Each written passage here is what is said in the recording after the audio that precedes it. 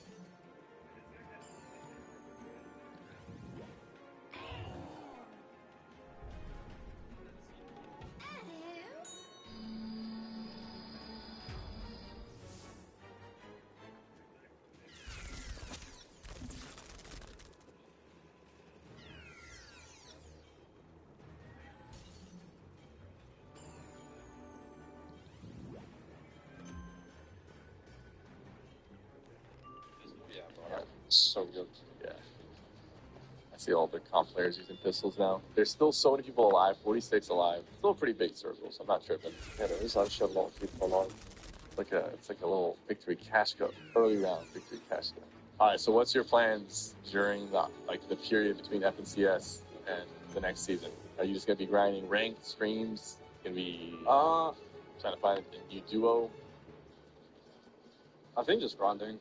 Like, I don't know, like whenever a new season drops or like FNCS is over, normally like people go on vacation or whatever. But I don't know, I feel like it's so hard to be good if you go on vacation as soon as the season ends. Gotcha. Oh my god, this guy's getting worked. Oh, but he's still hit him for like 100 million damage with that. Okay, this guy's got a gold pistol, gold. What's the shotgun called?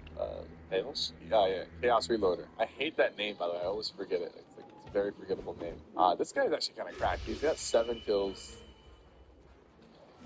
Maybe just bought someone who shot back. Yeah, I would say it's like the times where it's hard to play or hard to make content because it's like not as good or not as easy. It's literally the time that you have to do it because that's going to be the opportunity you have to get ahead of the competition. God, this guy's cracked. If this is not you, Mongrel, you gotta watch out for player 278. How skinny is he? Just by a... Dude, this can't be you. You're talking so calm. How skinny is he? It's like the Peterbot skin with the girl with like the top knot, but it's like the blue and black edit style. Someone's built like a sky base on the, I don't know what that is, the telephone line, whatever you call that. See that sky base? I'm trying to look for it now. Oh yeah, I see that. And that person, okay, that person did not look at the sky base. Mongo, if you're 200 IQing me right now, I'm so annoyed. It's getting stacked, bro. There's 31 players alive. This is very sad. The comb key slots into place, and the honeycomb gate opens up for you, allowing you to slip through the honeycomb wall. You need to hurry out before more of the apiary warriors reach you. It's time to enter the last one and search for Divins Ken. Are you playing a lot of 1v1 Zone Wars? Yeah, I'm playing a lot of Divins. Greetings, wizard. We saw what occurred in the venomous hive. Let me help you. I know the path is hard, but you must have courage, faith in your heart. We will do whatever we can to assist you. You are searching for the last of the burrowers, yes? With luck, they can help you get closer to Morgana. Beyond this rally's land lies the last wood of prisons. I suspect the burrower scouts patrol this region stealthily. Search for a deer mouse scout. If you see one, stay close. They can move quickly. Bridging the gap between the devices so everyone is messaging equally. I need to do more 1v1 creatives. I need to get into that There, habit. in the That's gonna be the bramble, best that way looks to like a improve deer fast. mouse. And I want to Quickly, 1v1 people that after are better than me. him. Remember, Like, Diego said to over and follow over him and over. closely. Every game that I played before Fortnite, like that's literally how I got better. It's 1v1 the best players. 25 left. I gotta lock in my answer soon. Dude, there's no way you're the guy with 11 kills because that guy was you were way too calm while... Whoa! You're not authorized to enter this pollination zone. Blue Razors, protect the royal asphodel. Oh, we got another guy he's using your OG skin, the Dynamo with the clover backling, and he's doing the dance that you did. Wait, no, it's not the same dance, but... On Aqua, dance, dance! It's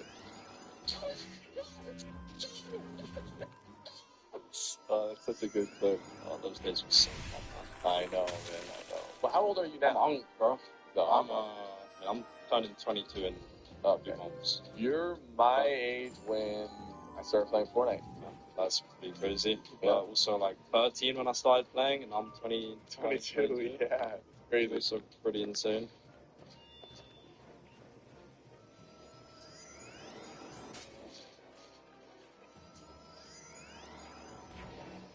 All right, 23 players. I gotta lock in my answer here soon. Lock in my answer. Hey, you do got a lot for you. So what are you gonna say, huh? You think you can go 11 kills? You either have 11 or 5. This other guy is moving decent. He has 5. But I just feel like you're so cracked. You have to have 11 kills. Wait, this guy's also moving really good, bro.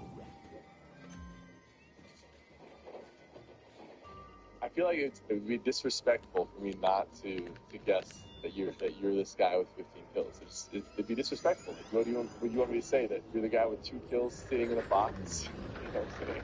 maybe I'm the guy with 15 kills. Maybe I'm the guy with 5 kills. Maybe I'm the guy with 3 kills. I don't know.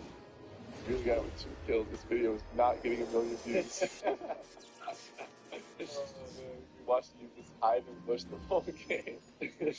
We have to ask this guy with 15 kills for his POV. Alright, listen. I'm gonna lock in my answer, but I won't say it out loud. I just want you to do your thing in this end game. Assuming you're still alive. You're still alive, right? No, I'm dead. Oh, okay. Well, you died off spawn, right?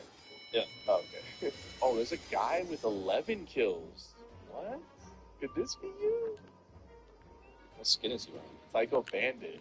Hold on. Hold on. Hold on. Could be me. Maybe. Okay, it's no longer a triangle anymore. We're going to a moving zone with circle. 18 players left. I am locking in my answer. This has to be Mongo. This guy has 15 kills and he's cracked out of his mind. If this is, first of all, Mongo's actually so impressive because he was able to playing like Mongo was. This guy's just so talented. This has to be him. Oh, he's going for the wall. Oh, the free fire was actually crazy. He got cracked, dude. Don't over focus though. Don't over focus. Oh my god. Oh my god. This is Mongo. This has to be him. Top 7 situation, ladies and gentlemen. Top 7 situation. Could this be Mongo? The guy that I predicted as you is like literally having a crazy time right now, and somehow you're talking so normal, like you're not nervous at all. Me off. This has to be you. Oh, I'm dead. No. To throw me off? Nervous at all. Me off. This has to be you. Oh, I'm dead. No. To throw me off? No, I'm dead. I'm dead. Wait. Actually, you threw me off. I'm dead. I'm dead. You don't believe me? So who is this? You sound so convincing right now. You sound so convincing. Bro, Mongo, you might actually be 200 IQ. This might be the most impressive undercover game I've ever seen. Are you spectating right now, Mongo? Yeah, I'm spectating. Wait, now you do sound like you died. You sound disappointed. Oh, 150. 1v1. This guy with 2 kills just took height. Is he going to take out the guy with 17 kills? He might. Oh my god, he's got it. Oh my god, this guy with 3 kills. No way. Okay. My guess was the guy who got 2nd place with 17 eliminations with a unicorn. Actually, it's crazy. Who is that? GG to Mongo. I was wrong. He threw me off. He didn't game, but he threw me off. He wins this round. Thank you guys so much for watching. Don't forget all to the like, subscribe. affluent rows you want. Just don't tell the brood mother, okay?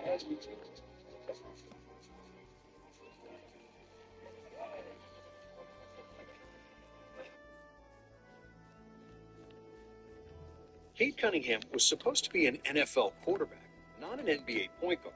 When he was 13, Cade practiced with the Dallas Cowboys. And despite being a kid, Cowboys players were impressed with his poise and accuracy. Cunningham's father was a high-level quarterback prospect, and Cade inherited all the tools. Are you following me? I must away. In the NFL. But after the 9th grade, he quit and followed his dream of playing in the Kick NBA. back, whoever you are. After years of playing QB, Cunningham had the vision and passing ability to thrive as a point guard. However, at the age of 17, Cade nearly quit basketball too. After the deaths of close family members and the birth of his daughter, You'll only Cade get wanted to hurt stop if you playing keep in order following to me. provide for his child. Really, you was begging us to go out there and do your thing hooping. I'm thinking, I got to go back to the crib now. Yeah, hooping is done. Bro. You thought you was done? I thought it was done, bro. Thankfully, Cade continued playing, elevating his game year after year until he became the first pick in the 2021 NBA draft. However, the start of his career was a complete nightmare. Even though Cade averaged 20 points and 6.5 assists across his first 3 seasons, the Pistons were a disaster, winning just 20% of their games. In fact, in 2024, Detroit even set an NBA record for the longest losing streak of all time. But just 2 years later, they are the #1 seed in the East, with Cade playing at an MVP level, breaking records and dominating both ends of the court. Cunningham gets the ball against Bass. Pulls up. This is the story of Cade Cunningham, and how a kid who seemed destined to be a quarterback surprisingly switched sports and became the first overall pick and one of the best players in the NBA. Cade Cunningham's sports career began with his father, Keith Cunningham. Keith was among the country's top quarterback recruits in the mid-1980s, receiving a full scholarship from Texas Tech, and was destined for an NFL career. But after he was helping his mother rearrange some furniture, a ceiling fan fell and sliced his forearm, damaging the tendons. Keith never regained the same arm strength and precision, so his football career was over before it really ever began. But Keith's genetics, work ethic, and love of sports were passed down to his two sons, Cannon and Cade. And while Cannon started playing basketball early on, an 8-year younger Cade followed in his father's footsteps and was showing great potential for a future NFL quarterback. In the 7th and 8th grade, Cade led his team to undefeated seasons, with an innate vision and sense of anticipation, and the understanding of individual and team success. But there were two big problems. The first was that Cade loved playing basketball and looked up to his older brother, who was a starting power forward for Southern Methodist University. And the second one was that he didn't like high temperatures. He just didn't have the passion for it. Practicing in the hot Texas sun in August, that wasn't really for me. In the 9th grade, Cade gave up football and started playing basketball exclusively, aiming to become even better than his brother, who was always beaten at one-on-one. Now, Cade started playing basketball. Hold your magic spell by now. He first started Broken playing Sword would organized speak to you. basketball in the He 5th waits grade. for you. So he made the full switch to the hardwood. Cade was already a few inches above 6 feet, and thanks to his football background, he developed leadership skills and vision on the basketball court. Cade also wasn't scared of getting hit. He never shied away from contact, starting his high school career as a power forward like his brother. He became just the second freshman to join the Bowie High varsity team in 2 decades. But there was a problem. See, a doctor told Cade that he would only grow to 6'6" or 6'7", so he wouldn't be able to play power forward in the NBA, which was his ultimate goal. So Cade started working out with his brother, Cannon, and cousin, Ashton Bennings, to make the full-time switch to point guard. And they all thought Cade could dominate in the position due to his size. However, it wasn't easy. Cade had to get used to smaller guards, constantly trying to pick his pocket and learn how to run offense. He had a knack for taking control. Even back in elementary and middle school, when a game was tight, the ball was passed to Cade. It was Cunningham who set up the team, who made the others better and more confident. He was a quiet kid who barely talked. However, the ball and his teammates just gravitated toward him. During the summer before his junior year, all Cade did was eat, sleep, and play basketball. He learned how to use his larger frame to get to his spots, and he spent countless hours mastering the pick and roll. I got more pick and roll reps than anybody in the country in that one summer. It allowed me to get a crazy feel for different situations and how I could make stuff work. To speed up his development, Cade and his family decided to have him transfer to the famous Montverde Academy in Florida, which has produced many NBA players. However, when he got to Montverde, Cunningham had the toughest year of his life. He nearly quit playing basketball. It wasn't because he wasn't good and couldn't keep up with better competition. Instead, in the summer of 2018, just weeks after Cade left his home in Arlington, Texas, he found out that his best friend, Kyson White, died unexpectedly at age 16. He also lost his uncle, Ricky Cunningham, and another close friend, Anthony Strather, who was shot and killed in October 2019.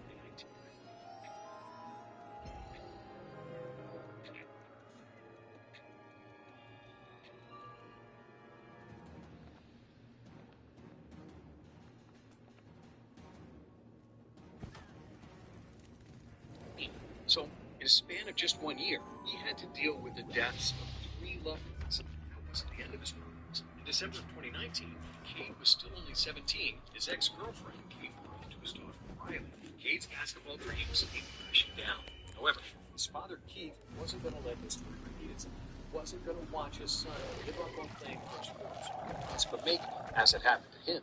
So his parents took in Riley to Fine! Take the Pinoak seeds. And despite playing with future NBA players at Montverde, like Scotty Barnes, Moses Moody, and Day'Ron Sharp, Cade was the best player on the team.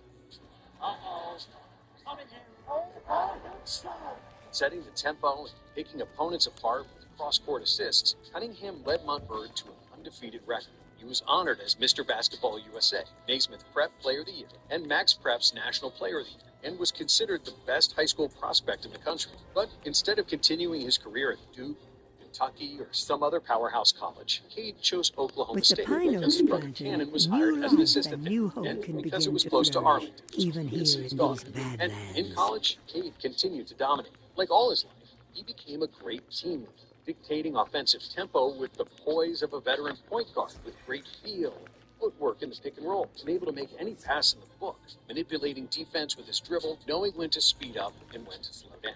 Due to his size and football background, The 6'6", 215-pound Cade was also a versatile defender. He was strong in the post and a great finisher at the rim, and able to score with either hand while being unfazed by contact.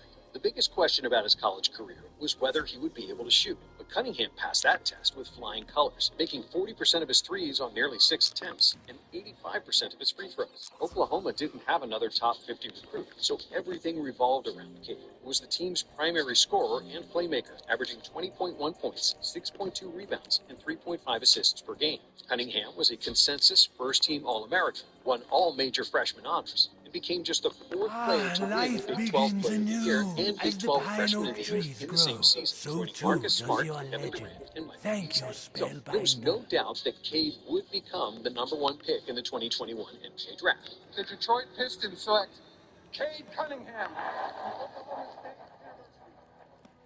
But after he missed the entire training camp because of You injury, lay the Cade's asphodel career got off flowers to a on the bad start. tomb. In his Is NBA that a debut, woman's Cunningham voice? had Thank 2 you, points, 2 Spellbinder. assists, The and 7 asphodel rebounds, shooting flowers just 1 for subdued 8 Elspeth's from 3. These 2 fury. points were the Our fewest spirits scored by a may #1 finally pick's rest NBA together. debut since Anthony Bennett in 2013, who Now, is if only I arguably the biggest remembered bust what of all we time. quarreled over For his in the first first 15 place, games, Cade was I'd getting go up not over to 7 do it3-point again. attempts per game, Mighty hitting only warrior. 24%, May along in the with siege of 33% Bastion a century ago, and some King early Ulrich naysayers were Featsailor already was calling him defeated, bust, and but his Cade royal picked up his sword. form. Now, the crew, you'll find Zamza in her quarters in the silent market. Don't feel the need to Eventually show finishing his her rookie year any with mercy. 17.4 points, 5.5 rebounds, and 5.6 assists per game, shooting 42% from the field and 31% from 3. A lot of his shooting struggles stemmed from having no reliable options around him, which allowed opposing defenses to close in on Cade, knowing that they wouldn't be punished if he passed the ball. And since he was always a pass-first point guard, not a guy who would hunt for his own shot and try to score 50, the optics on Cunningham's first season looked worse than they actually were, with Detroit finishing the season with a disappointing 23-59 record. Now, Cunningham was a winner all his life, and he had never lost so many games, ultimately finishing 3rd in Rookie of the Year voting behind Scotty Barnes and Evan Mobley. Not winning Rookie of the Year was kind of devastating. That seemed like the first major setback that I've really witnessed him have as a basketball player, said his brother Cannon. After that letdown, Cunningham spent even more hours in the gym, determined to come back a better player. It was a test for me. It made me reestablish my work ethic in the NBA, of making sure that I was going to get where I was going to go. However, his second season quickly turned into another disappointment. After only 12 games, Cunningham suffered a shin injury this sidelined him for the rest of the season. Without him, Detroit had another horrible year, finishing with the worst 17-65 record. That was only a prelude to what would happen next, and the worst season in franchise history. After starting the season 2-1, the Pistons couldn't win to save their lives. Yeah, not.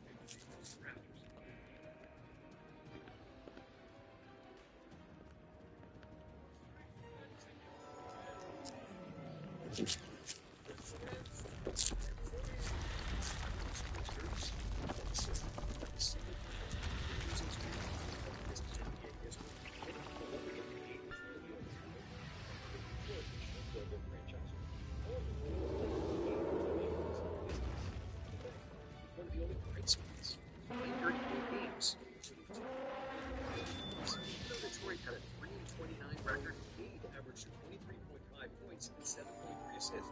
Increased efficiency, 45% from the field and 35% from 3.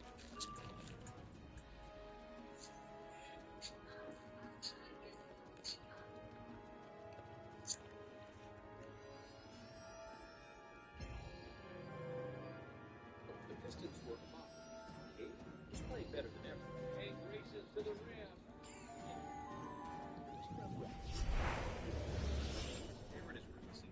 Stepping into his jump shots with yes, Cade's three-pointer percentage has been less than ideal ever since he came into the league. But what's the problem with the shooting? Since the first 15 minutes that opponents would fail, Cade shot 40% of the opens in the season. Wasn't great, wasn't bad. The only problem is that they were rare, because he was usually the only Piston Cade to cover behind him. If he blitzed to the pick and roll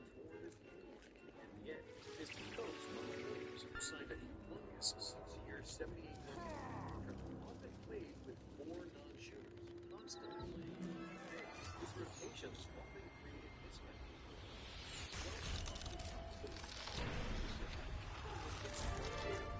The losing streak, the Pistons lost 10 out of the next 11 games, and they had the worst record in NBA history after the first 4 games. 4 wins, 31 losses. Detroit was a disaster, on the verge of becoming the worst of all time. Swaying hard, soon returned off the arena. What could have done better? The hardest mistakes. On those sleepless nights, on his phone, smell the stuff of it. First time in his life, Cunningham began to question himself. His confidence spiraling into negativity. Each time he walked into the Pistons practice facility, he was such a dark cloud of sanity. But he wasn't going to let this continue. Stop scrolling.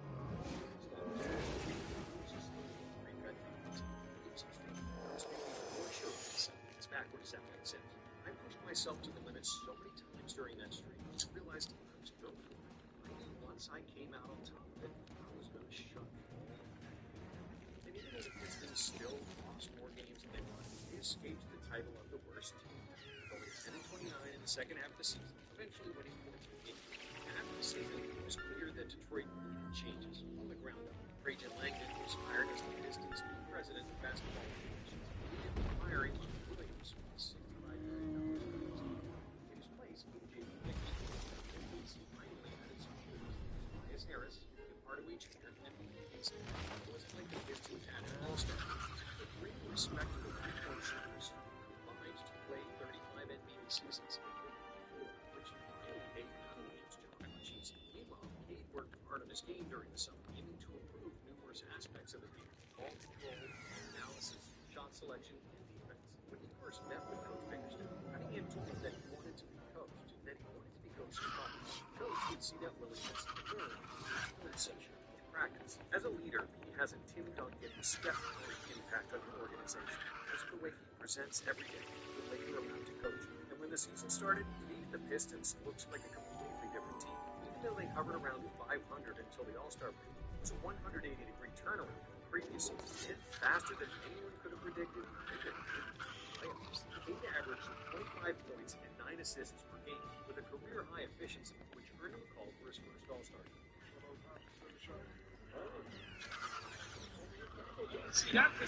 In a 122-121 win against the Hawks, he put up a triple-double, 22 points, 11 rebounds, and 13 assists, hitting a floater for the lead. Drives into the basket.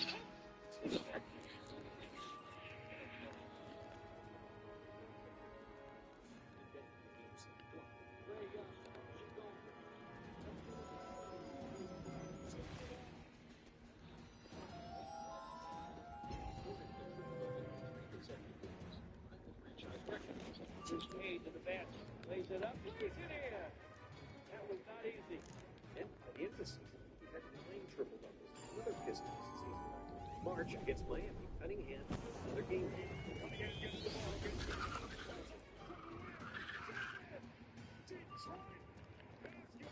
He finished the regular season with 26.1 points, 6.1 rebounds, and 9.1 assists per game.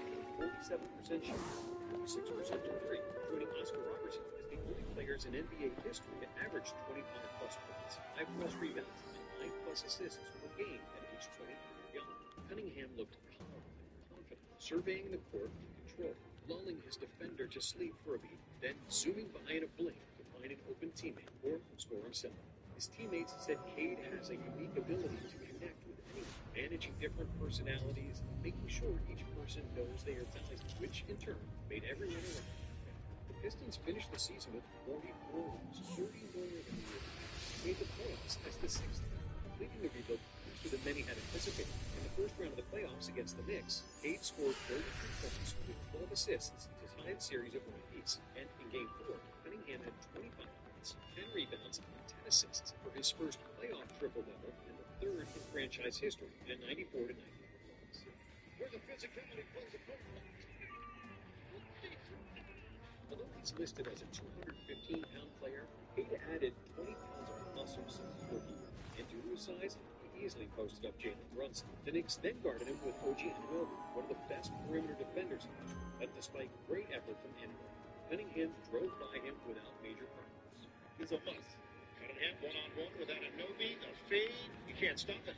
Creating angles for layups or creating separation for shots off the rim. Another area where he improved tremendously. However, the Pistons were too young and inexperienced. Swing it. The Knicks had a better team, winning the series in 6 games. Cade averaged 25 points, 8.3 rebounds, 0.7 assists in the series. Now to prove that he was ready to become a superstar. And in the 2026 season, precisely what happened.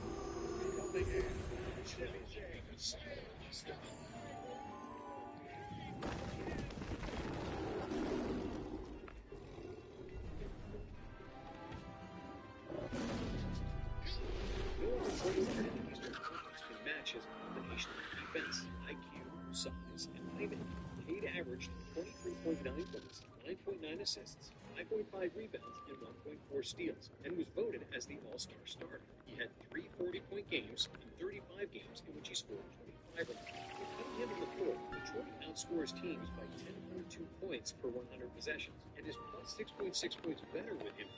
And even though Detroit's rise is not only a result of Cade's development, but also Jalen Duren's, who became an All-Star, and also Asar Thompson, Tobias Harris, and others, it's Cunningham who opens things up for everyone. Cade drives it, jams it, a huge dunk, and a huge possession. On offense, the Pistons ranked in the top 10 in offensive rating for the first time in nearly 20 years. And a lot of that is because Cade understands all the reads and how teams will defend him throughout the game, allowing him to adjust his offensive approach on the floor, on top of becoming a master of the pick and roll.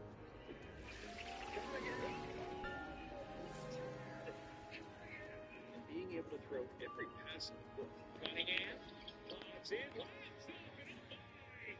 His timing has become impeccable, catching defenses on guard.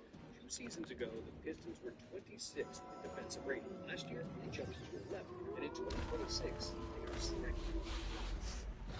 With J.D. Bickerstaff, established with defensive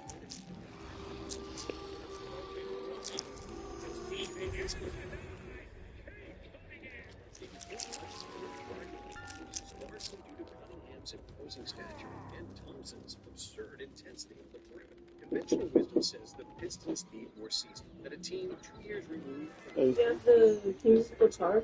Oh.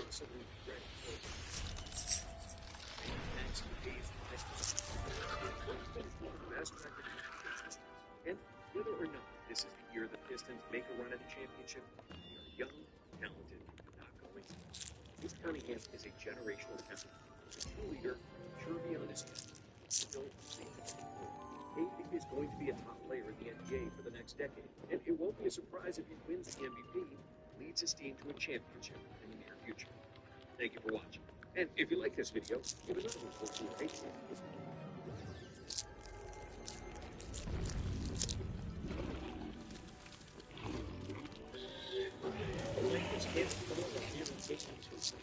It's a 2-0 advantage in the series. 41 years old, leading the game in scoring. They don't have to. They're up 2-0. He's never lost a series when he's up 2-0. I mean, this is insane.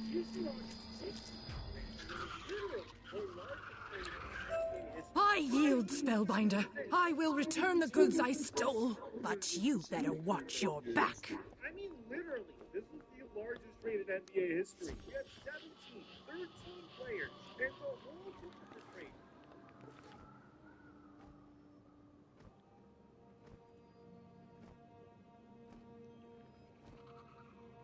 Jalen Green, Dylan Brooks, the 10th of pick and the 2nd round picks was so they could stop getting bounced in the first round. So they could stop being the team that's close but not close enough. So that when the playoffs came around, they would actually have that guy. That dude who could take over a game and carry you to a win when everything is on the line. So can someone explain to me how this team is down 0-2 to a Lakers team that is playing without Austin Reeves and Luka Doncic? No, Wizard. I hate to be rude, but I simply have too much to do to sit around and yammer.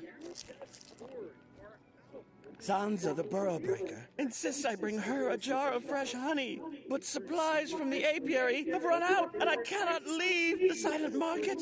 I told her this was an impossible task, but she snapped back that she wanted honey, not excuses. Zanza said if she doesn't get her honey, she'll spread me on her toast instead. Please, could you help a desperate mouse out and retrieve a jar of honey from the moon cliffs? Quickly, Zanza is hungry! For a 41-year-old to go out and give that type of effort just to win a series. I think there's a team in the league that's supposed to the second or third best player and be okay. Guys, I have to emphasize this consistently. The Lakers' two best scorers are not playing. They are in street clothes. They're sitting on the bench, and the Rockets still can't beat them. This wasn't supposed to happen. Kevin Durant was supposed to be the answer. He was supposed to push their team to good Durant. So the second actually going to happen, it's contenders. And instead we're watching a Rockets that was swept by a team being carried by a 41-year-old LeBron James. In addition to Luke Kennard and Marcus Smart, that's not a championship level loss. That's an embarrassment. And today we're going to break down the losses last year. Why this Kevin Durant experiment isn't working. I really want to see the latest NBA news. Remitly made it easy to send money to your account.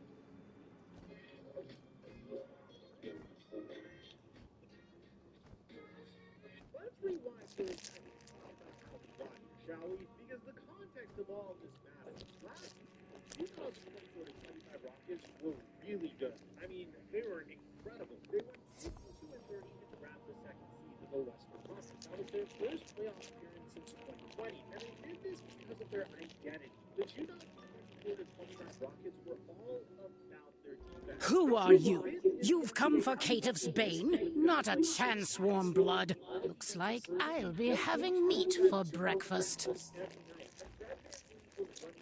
Here's where the story gets sad. They ran into the Golden State Warriors for the 7th seed, and despite having home court, despite being the higher seed, the Rockets lost in 7 games. Buddy Hield went absolutely nuclear in Game 7 with 33 points and 9 3-pointers, which tied an NBA record for a Game 7. Steph Curry scored 14 of his 22 in the fourth quarter and closed the door. And Jalen Green, the guy who was supposed to be the franchise cornerstone, had 8 points in Game 7 at home. He scored fewer than 10 points in 4 of the 7 games that series. That right there was the moment that the Houston Rockets knew that they needed to give up on Jalen Green and get an actual star. So what did they do? They went out and got Kevin Durant.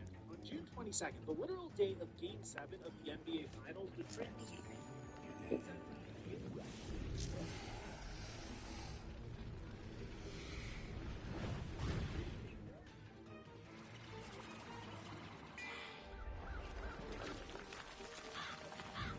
On paper, this was a slam dunk. The Ranger was called it a Western.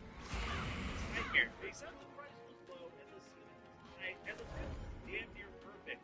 The idea was that Kevin Durant was going to be the veteran leader that this young Houston Rockets team needed. Probably historically, Kevin Durant was never a good leader. You would think he is based on how incredible of a talent he was, but that wasn't so. I believe the starting Kevin Durant now. In October, he signed a 2-year, $9 million extension with a player option. He even took a meeting today. At the time, Alperen Sengun said it showed how much Kevin Durant cared about the team. Even if you don't know who was an assistant with KD, like he talked about his skill level, his love of basketball, his dedication. Everybody was saying the right thing. Everybody was work. And reality. In September, Fred VanVleet tore his ACL to work out in the Bahamas. Done for the year. Just like that, the Houston Rockets lost their starting point guard, Georgia. Now he's averaged 14.1 points and 5.6 assists the year before, and went for 18.7 a game in the playoffs. This was supposed to be the guy running the offense alongside KD, and now he was gone before the first game was even played.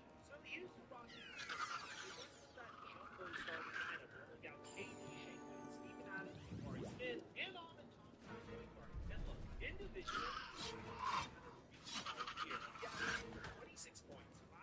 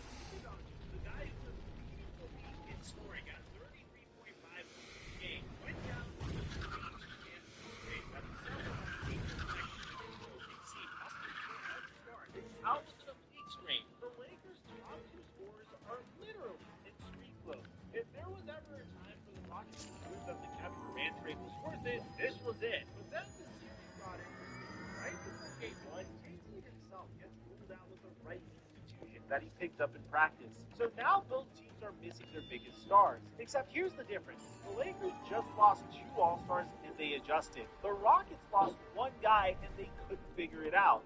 Game 1, the Lakers honestly, the scoreboard doesn't tell the full story. LeBron James, in year 23, at 41 years old, went out and had 19 points, 13 assists, and 8 rebounds. He was orchestrating everything. He was getting guys involved. He was making the right reads. He was making the Rockets look foolish. But the real story was Luke Kennard. Yes, that Luke Kennard. Honestly, this might be the top contender for the best trade of the trade deadline.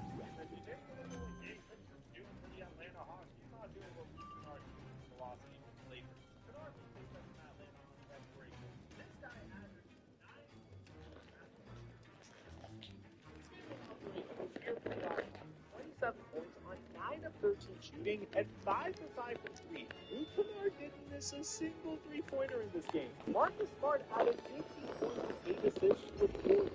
John Richie had 19 and 11, and the Lakers did all of it while shooting 60.6% from the field. The Rockets, they shot 37.6%. It gets even crazier. The Lakers only took 66 shots the entire game, which was the fewest in any NBA game in the past season. And they still won because their efficiency was just that much better. Houston gave up 21 offensive rebounds.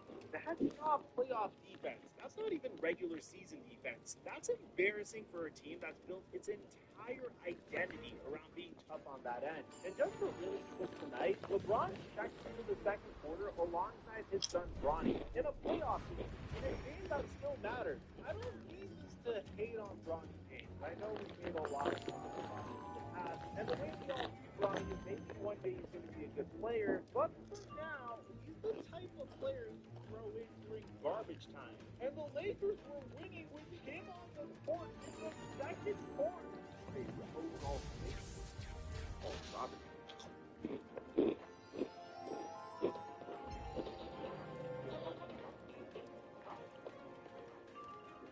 Sure. Okay, so heading into game 2, there was a little bit of hope for the Houston Rockets. Kevin Durant was cleared to play. He was listed as questionable with that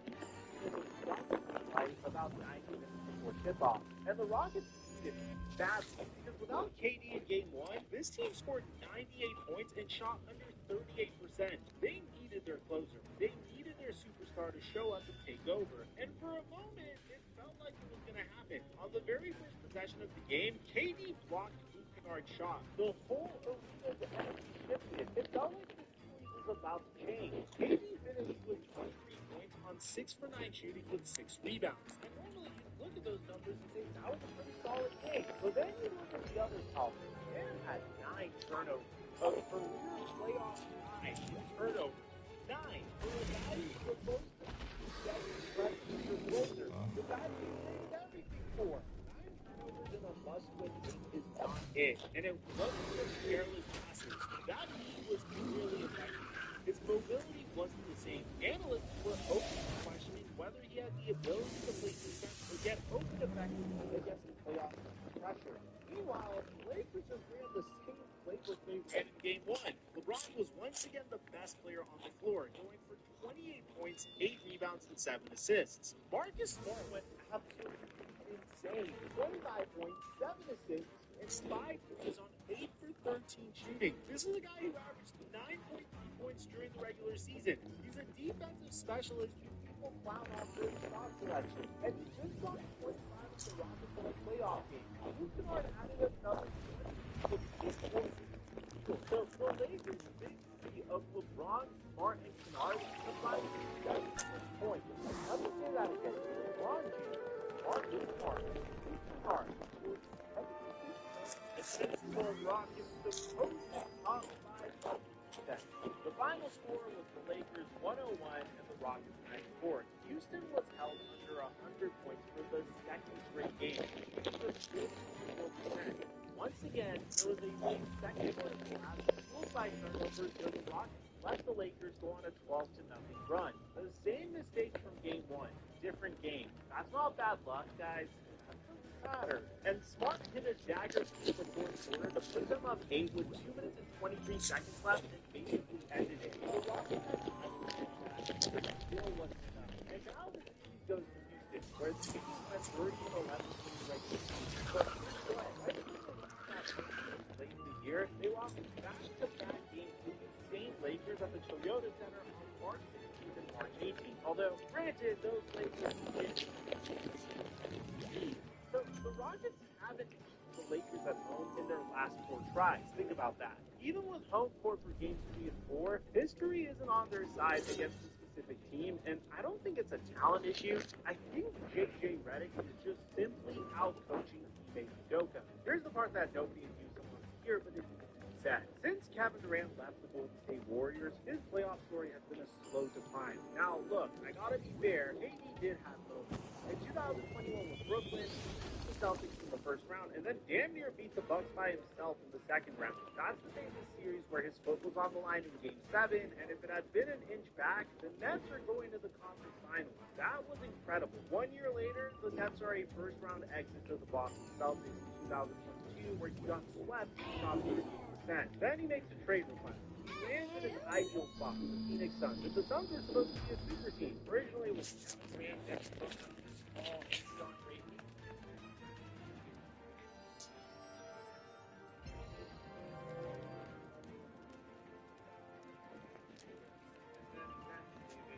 to screw that up too by trading for Bradley Beal. As a result,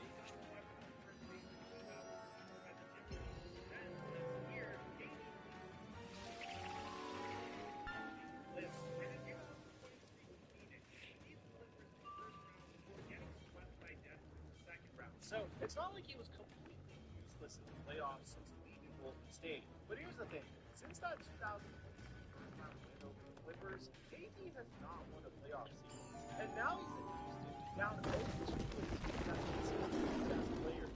Dealing with a bad team and looking like a shell of his former self. The trajectory is going in the wrong direction. In 2021, he was 1 inch away from carrying Brooklyn to the conference finals for himself. In 2026, he's turning the ball over 9 times against Luke Kennard and Marcus Smart. At 37 years old, with that lead, when exactly does this trend reverse? And look, I'm not trying to disrespect KD's individual talent. The man averaged 26 points a game this year on 50% shooting. He's still guardable and right. But there's a difference between being a great player and being a great team player in the playoffs. And every stop KD has made since Golden State has ended the same way, with people asking, what the hell went wrong? Winner!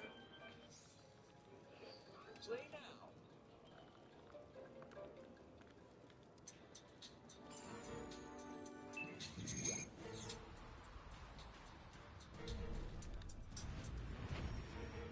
Now here's where it gets really scary. Remember how I said the Lakers are doing all this without Luka and Beats? Well, reports are coming out from people close to Luka Doncic that a return for Game 3 or Game 4 is being ruled out. A Slovenian outlet reported that sources in Luka's circle believe he could play as early as Game 4 on April 26th. And he deal with it.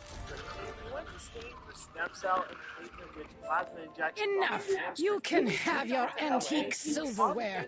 Game 1 in street clothes, smiling and cheering. JJ Redick said he's out indefinitely, but he also hasn't completely ruled out a return if the series extends. And here's the kicker: Austin Reeves is actually further along than Luka in his rehab. According to Shams, Reeves has started one-on-one court work, so there's a real possibility that even if Luka doesn't come back, Austin Reeves could. And if the Lakers get back a guy who is one of their top scorers and they're already winning without him, this series could be over before Game 6 is even scheduled. So picture this from Houston's perspective. You're already 0-2. You're going home, where you lost 2 straight to the Lakers in March. Your best player has a bad knee and just had 9 turnovers. And now there are rumors swirling that the other team might get their best player back at any moment. This is the Houston Rockets' worst nightmare. The Rockets didn't just miss an opportunity in Games 1 and 2. They might have missed their only opportunity. Because if Luka Doncic walks through that door for Game 5 or 6, and the Rockets are already down 3-1, it's a wrap.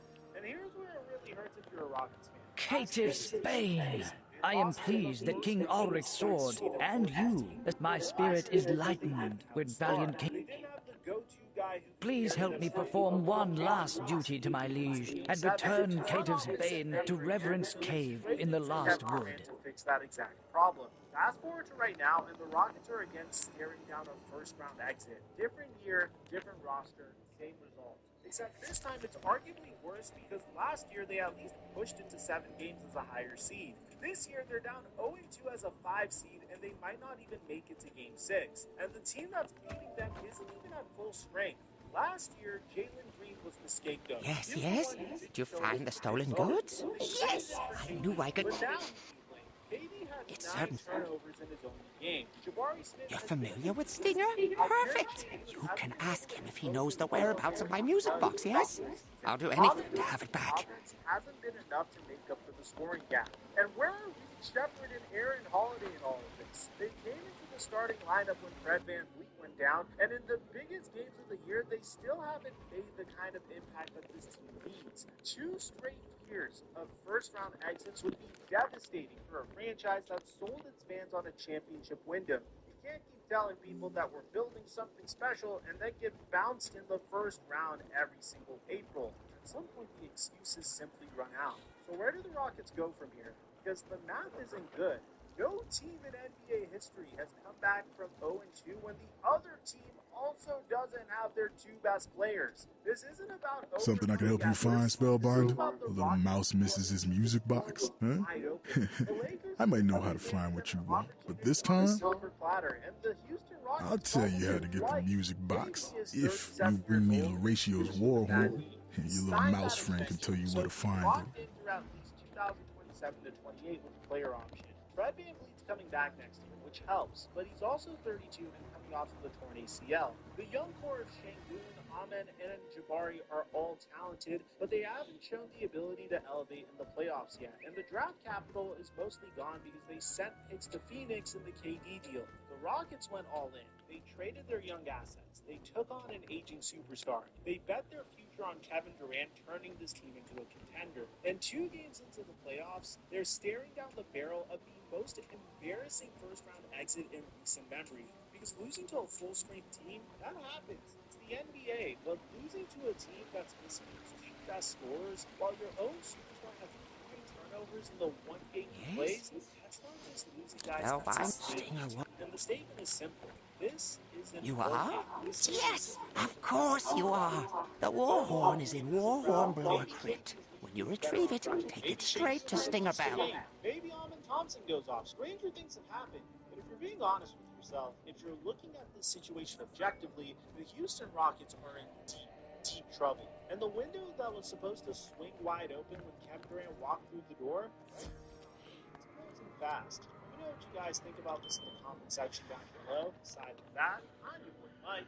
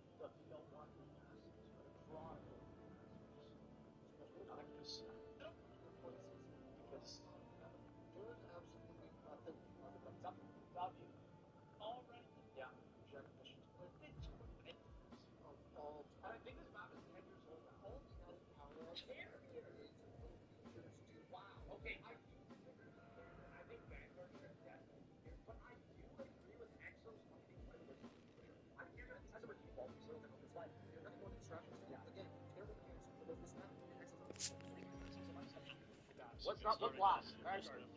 All Vanguards. There's not a single thing. Actually, That's about it. Stop.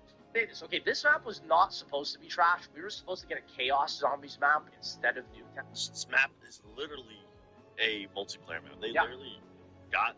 It's actually a blackout.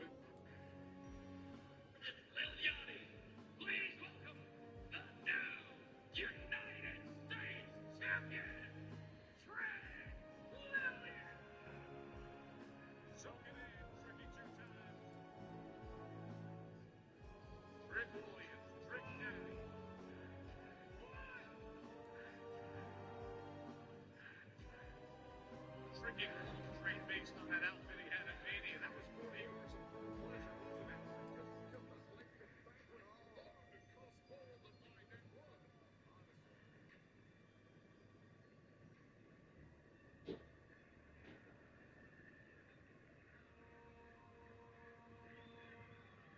Hey, yo, Yanni. You know what I think? What's that? I think the people are excited to celebrate with the new United States champion. There's a part of it. I mean, we were just at WrestleMania last week. That's right. 50,000 fans. Lil Yachty was there. Trick Williams was there. The Gingerbread Man was there. But check it. They wasn't here to gamble. They wasn't here to drink. They was here for 3 words. Dallas, tell them what I did on Sunday.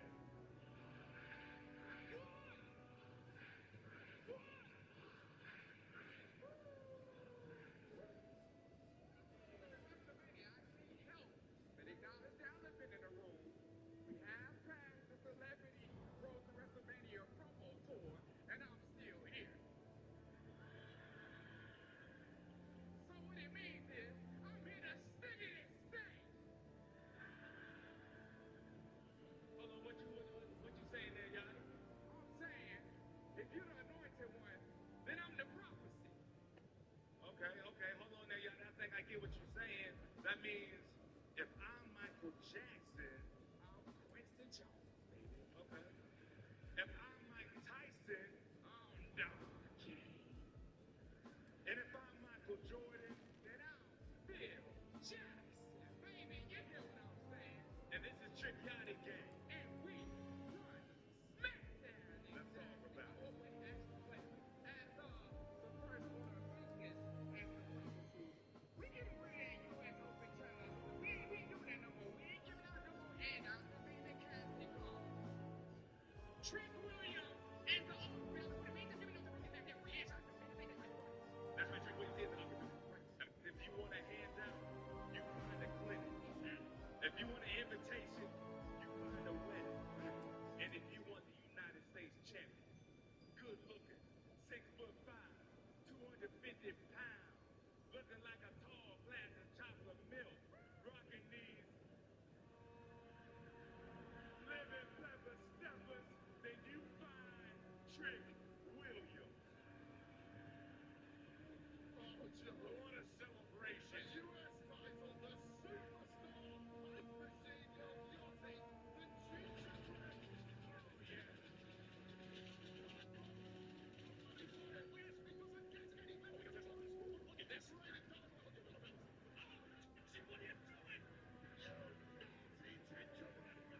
What is he doing?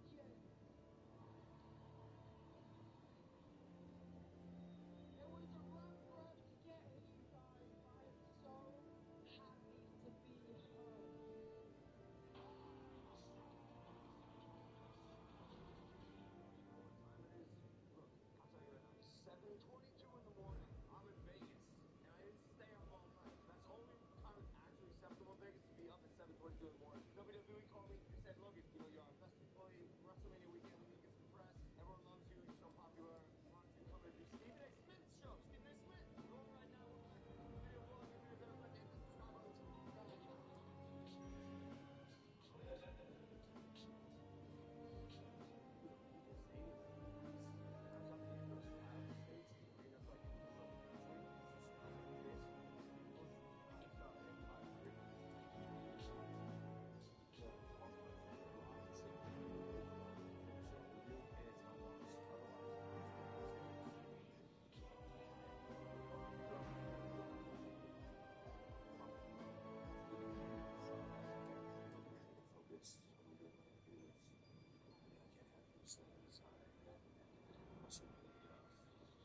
You and Austin Theory teaming up with content creating superstar iShow Speed for a 6-man tag team match against LA Knight and the Usos. What are you most looking forward to this weekend here at WrestleMania?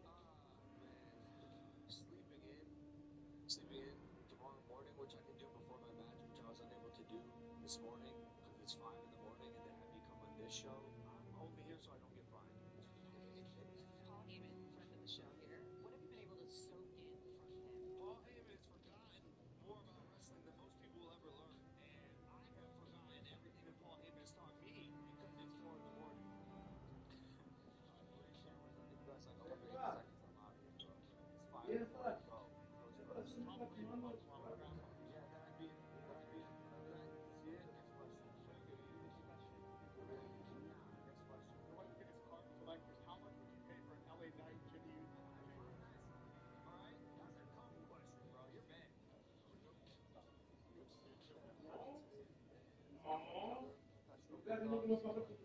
Makes me feel like maybe I can't get up in this hour.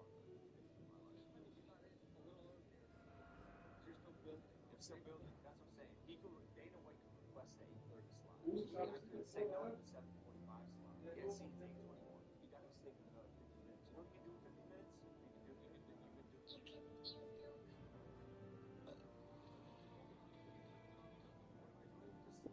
for advance. It's a quick photo op, so it's not a meet and greet. You're going to be here and they're going to come through. But what if we end up meeting? Then you have to agree to my guest. $250 a photo? This is insane. Wait, what am I getting? That's all from the show. Where? Question, because if they paid you $250 for a photo, but they didn't pay any money for the meet and greet, I have to pay for those. No, I can't do that. It's research on the question. Every show, every week, this guy's in the front row for it.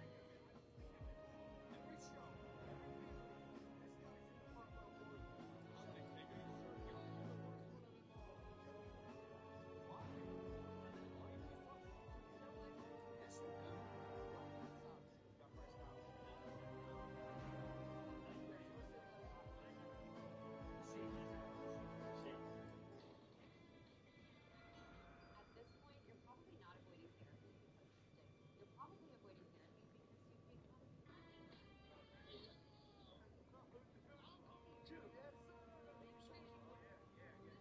You didn't pay for the meet and greet, but that's fine. That's not gonna say, hey, how are you? Did you know why LaMelo Ball shoots with the wrong hand? LaMelo's naturally a left-handed player, but uses his right hand when he shoots. And the reason for this is his dad, LeVar. It all started when he was a kid. He used to bump elbows during dinner with his dad. But LeVar got tired of this thing, so he decided to teach him something that will help him smooch. And that is to make him do everything with his right hand, especially shooting. But this made LaMelo very hard to defend, and that's because of his ability to use both of his hands.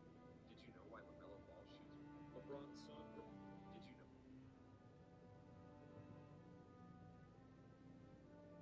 Why LaMelo?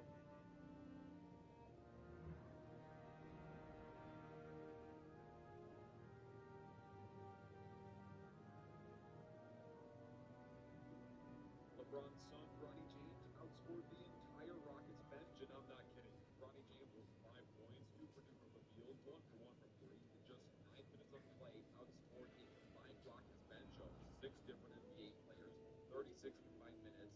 This entire bench only scored 3 points. Jayshawn Tate scored 1 point from splitting a free throw, and Clint Capella scored 1 bucket. This kind of puts the KDF Files into a whole new perspective. Before the series started, we were promised a historic LeBron versus Kevin Durant series rivalry, but because of Kevin Durant's injury and absence in the series thus far,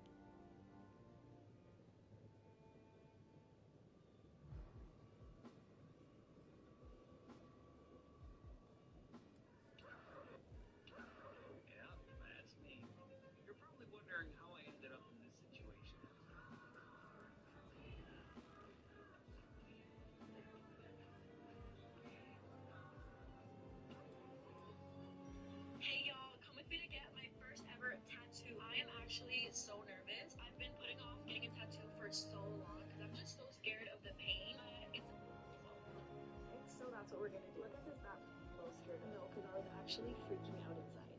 And when he showed me the needle, I freaked out even more, as you guys can tell. But it's okay, because it's honestly true what they say. It was literally like a cat scratch. But a cat scratched me multiple times, so I was fine, guys.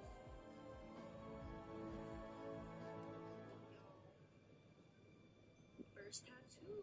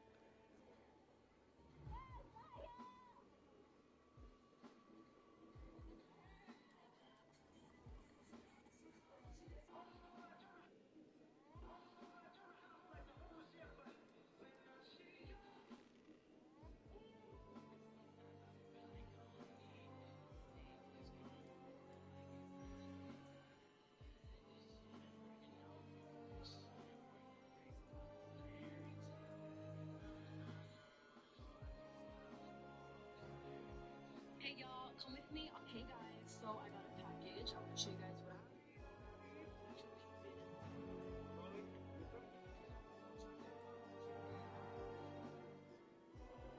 This is everything I got from this.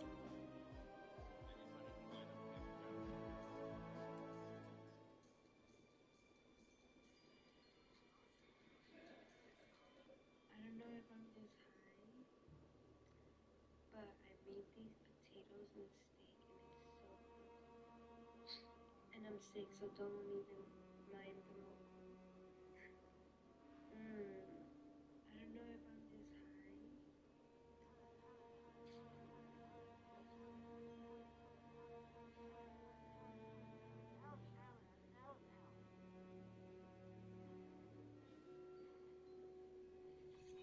What the heck?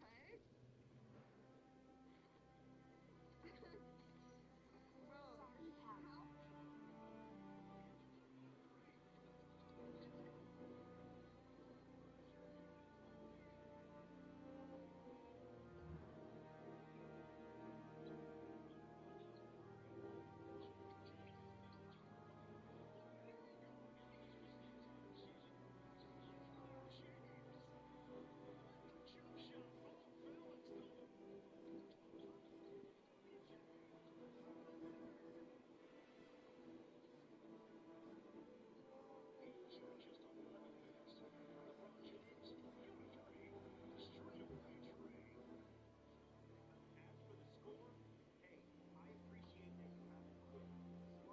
Hey, yo, fuck this commentator, bro. Dead ass, man. No bullshit. Fuck this commentator. Nigga talking about I'm surprised you ain't quit. How the fuck you know I'm playing Ultimate Team? I thought this shit is based off real life commentating. As for the score, got it. I heard somebody just get it. My teammate got it. I'm trying to look for this. I think somebody got the admin token. I don't see it anymore. I'll see if it's up there. Hold on, I know where it is. We got Stone Cold Steve Austin chilling up here. They're still up there. Where I really are. Get a look up. Look up. Oh, I see it. Oh, nobody's coming in. Gotta grab that dude. I don't know, but it's kind of hard to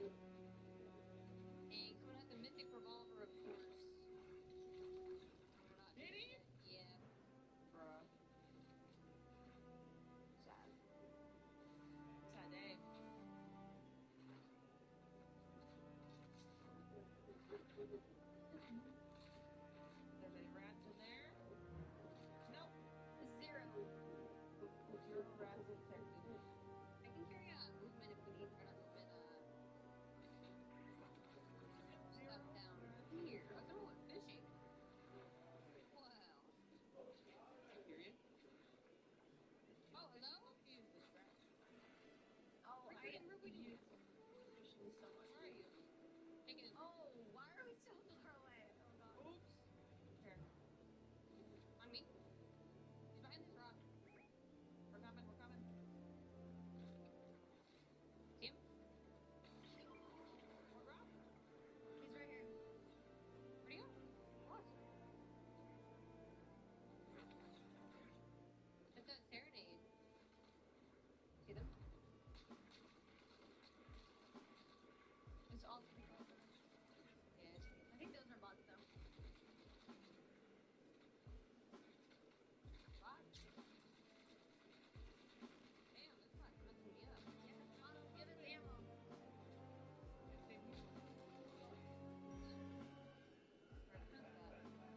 65th pick in the 2026 NFL Draft.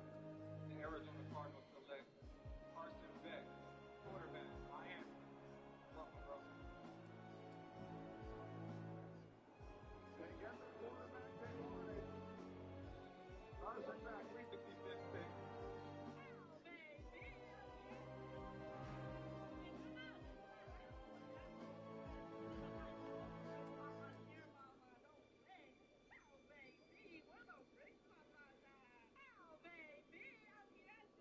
How many seconds do we have left for it? We have what? 30 seconds, right? Man, you say play with one. Oh, all right. All right, 30 seconds till we get our power hour event, and it's gonna be awesome. Are you guys gonna be joining for it? You have to say the death spell on elimination. How do I know I'm gonna eliminate them? You know what I mean? Let's say I'm so confident in myself, and then I'm just like, and then I die. You know how many times I've accidentally missed a shot? Allowed. Where are the gauntlets? I streamed with them yesterday. Honestly, my wrists are tired.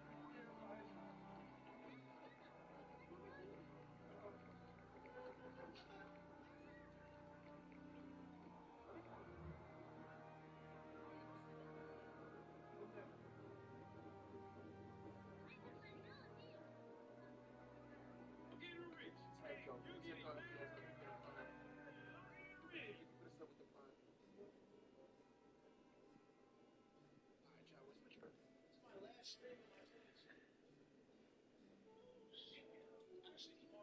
Tomorrow is, but still. Oh my god. How do you... Sorry. You okay? I mean, I don't know, like Cash, as somebody who, like, you experienced this like 7 years ago, do you have any, like, See what I'm talking about, bro? Like, they just want to shade at your fat ass, though. You know what I'm saying? I'm saying.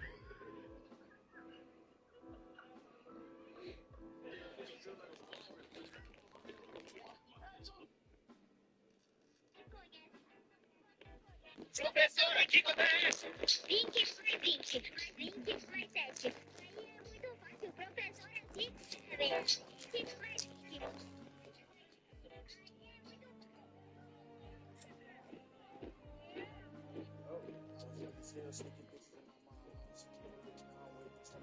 Smoking townhouse, kills got cases in it, my nigga found out. Got some new work in and kick, that's a roundhouse. Blew up my phone, I put her friend, she found up. You gon' keep putting up that skull, you need to time out. You know you want your bitch back, but she mine now. She did that one dance on the dick, how her spine up.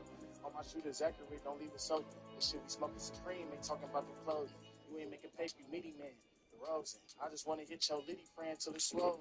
I got a switch, I ain't trying to get no spanking. We caught the main op. Now I think them niggas tanking. We in public can't kill them, we gon' stump them. Kirk Franklin, she pouring her famous. I just asked her, what's her rank again? If you're unsnipped,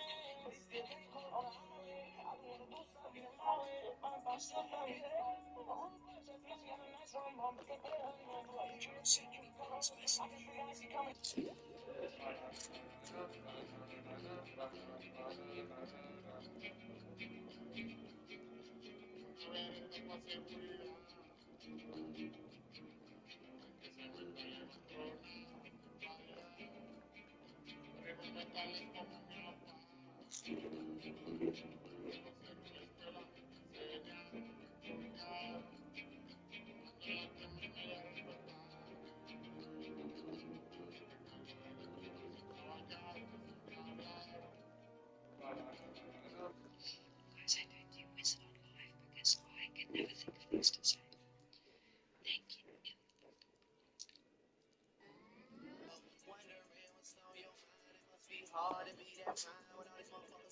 Okay, Theo, we'll see. We will see, Theo. We will see. I got my eyes on you. Hi, Monty. ¿Cómo estás, mi amor? Puts a bunt down. Now it's Hey, what's the hurdle button in this shit? Bro, I would have jumped over him IRL, bro. That's one thing. Baseball don't be having a lot of like athletes like that, like athleticism.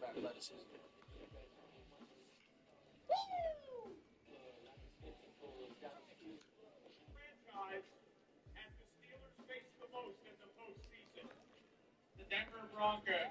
The Pittsburgh Steelers have played the Denver Broncos 8 times in the playoffs, number one all time, and you, sir, get an autographed football autographed by Saquon Barkley. Good job. Las Vegas. Like that. He is in the city.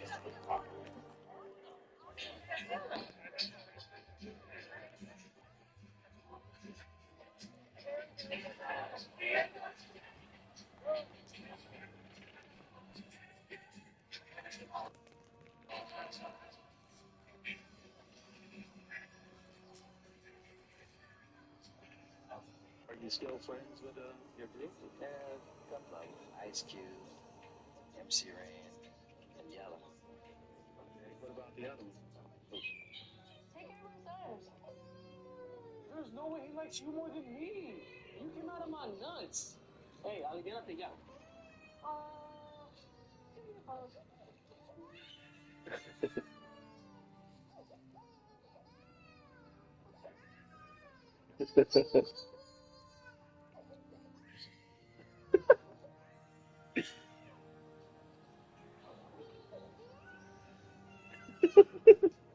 Sabrina, I'm the only one. I'm the only one. Oh, see, you took us.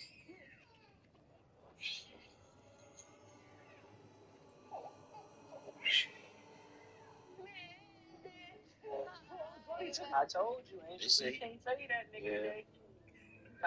He should have got some for this game, Tim. Man, they just made this a game. To that, For the game. It's wild that the Pistons have the best. You made money off it. This feels disrespectful. You know I haven't won a championship in this league, but I have been in it for 11 years now. So to get to this point, to be treated like that, for me to even be saying something out loud, it's bad. Rick, what's your reaction to what Book said? I mean, that's the effect of the Oklahoma City Thunder. You know, in the wild, right? The most annoying animal is the hyena, in my opinion. And this is not everything. They want to bother everybody. Yeah, and that's in the nibble. Yep, and that's the Oklahoma City Thunder. They're a bunch of wild pack of hyenas. They're a bunch of pack of hyenas defensively. And why do I bring that up?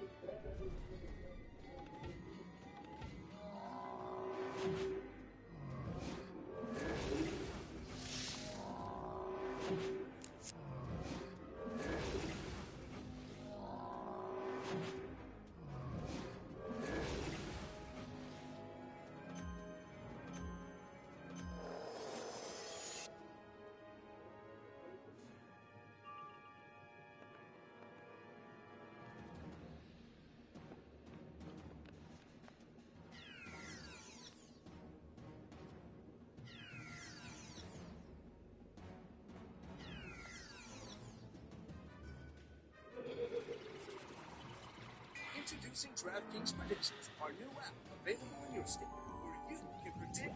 Yeah, so TKO WWEWTF just released a bunch of wrestlers. Just yesterday I told you it's about to get a lot worse before it gets any better. Guess you didn't have to wait very long, huh? Now this list is massive, people. We have some big names, and the sad part is I don't even think we're done here. I'm coming hard. Now, of course, welcome everybody to a brand new episode of Greatness of Wrestling. I want to start this video with a question.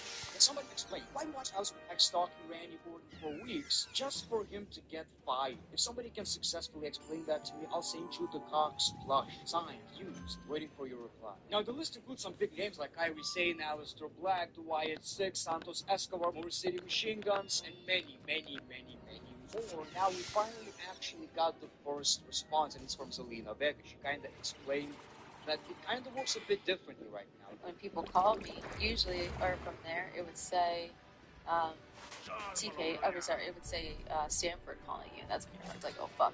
But this time, it said TKO, so it's like, very telling. 5:09 p.m. is when I found out. So people, I'm kind of conflicted in the situation. It seems like that a bunch of people that got released are Triple H's guys and gals, but at the same time, isn't Triple H the one who kind of manages talent? So I'm not sure how to feel about that. I don't know who to blame. All I gotta tell you is that some of these decisions are kind of stupid in a way, because they were regulars on TV. Like a bunch of these talent actually appeared on your television almost every single week. Some of them even had, it seems like, some plans and WWE released them out of nowhere. People, it seems like WWE have some sort of a beef with the fans going. I don't know what it is about the WWE and TKO, but it does sound like they hate our guts. Now, I do want to talk about some of these releases. House of Black and Zelina Vega get released. Definitely a bizarre one because they just appeared on television every single week. You saw Pat McAfee and Randy Orton, and every time you saw these two, Aleister Black was watching in the corner as if to tease that Randy Orton versus Aleister Black storyline is coming. Now, I heard a bit of a different report, basically saying that that was the plan all along. Instead of Pat McAfee, maybe it was supposed to be Aleister Black. So I'm kind of wondering, maybe Aleister Black in that position, when the original plan by Triple H and the creative team, and of course switching to Pat McAfee, was TKO's call. Yet again, why would you release him then? It makes absolutely no sense. Aleister Black has such bad luck in the WWE because he gets released, comes back, gets released. What do you do at that point? Wrestling was never fair, I understand that. But this is somebody who could have been so much bigger in the WWE. WWE say we don't sign talent just for them to sit around and do nothing with them. Well, that's exactly what you do. Kairi Sane is another one that makes absolutely no sense because she appeared on television, I believe, this week. Literally, she was a big part of this Asuka, Io Sky, Kairi Sane, Rhea Ripley storyline. And we actually thought she's gonna be at WrestleMania, perhaps facing Asuka. All of a sudden, she wrestled a tag team match, and she's gone through the WWE. It's like, I don't exactly understand what's the goal. Obviously, they have nothing creatively, I get that, but just this week, she actually wrestled on Monday Night Raw. Some of these releases kind of seem impulsive in a way, as if they weren't actually planned just 2 days ago.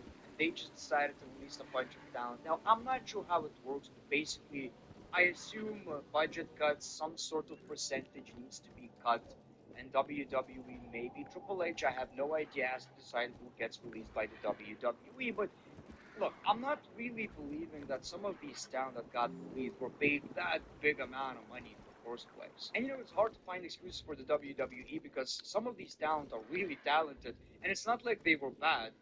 WWE didn't give them good storylines in the first place. I didn't think you'd be able to pull that off. Apparently, Crip Spiders are no match for the mighty Spellbinder. I'm impressed. I've been trying to get my hands on the Ratio's Warhorn for quite some time. Now for my end of the bargain. A shredder named Rezon asked me for an example of mouse music, so I hooked him up with not one, but 3 mouse music boxes. Trust me, mouse music boxes are rare. No doubt one of them is the music box your friend is looking for. Now, what Rezon did with the music boxes is his business, and what you do with this information is your business. But if you go after Rezon's music boxes, you have to be subtle about it. You know what subtle means? You'll find Rezon in Mandible Cave. Go in, do what you have to do, and get out. No sense creating too much of a buzz. I have no idea. Santos' release is also kind of weird because he was gone before, and then he came back. It's almost as if WWE actually went out of their way to try to keep him on the roster, so he's back and gets released. I don't understand this, and again, some of these talents seem like Triple H's guys.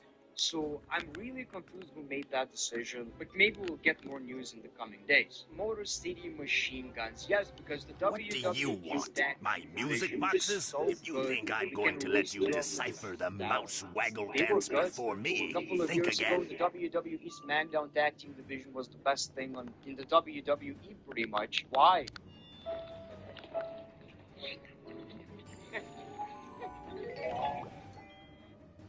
Use up to $800, find it at BioLine. Up to $800 is waiting for. It's not like your tag team division is so good to the point where you can just get rid of these old guys. The WWE tag team division almost doesn't exist anymore. I don't think releasing 2 of the best, let's say wise.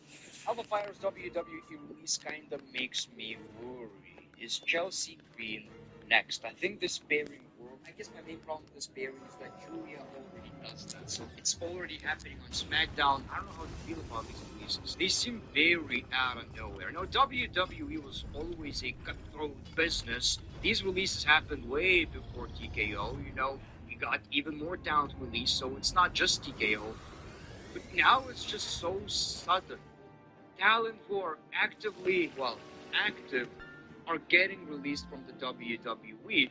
And I don't think I've probably seen that before. I don't remember the last time I've seen so many active talent and active storylines being released like that. Zoe Stark is another talent that got released. I believe she was preparing for that return, and again, seemed like somebody Triple H liked. Maybe my memory is lying to me, but I've seen some clips. I think of them hugging and appreciating the upper, whatever the case may be. I don't remember. Maybe my memory is lying. Maybe I'm full of shit. But people, the streak is over. Yes, Apollo Crews is gone from the WWE. Didn't expect that one. I thought he's going to get a Legends contract in the WWE. He avoided every single release. Good for him. But obviously WWE had nothing for years now.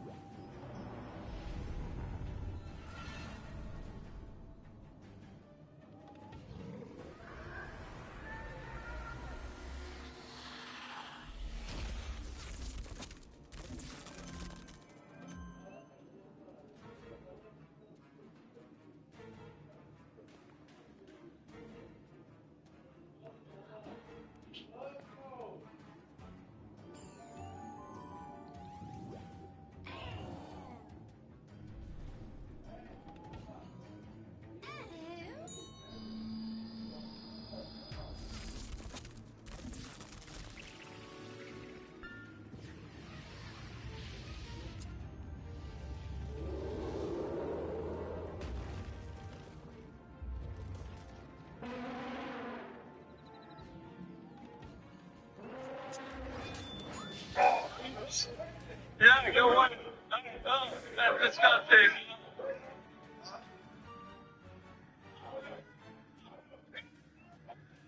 Is someone died? Oh, wait. Oh, it feels so nasty, bro. Keep pouring. Keep pouring.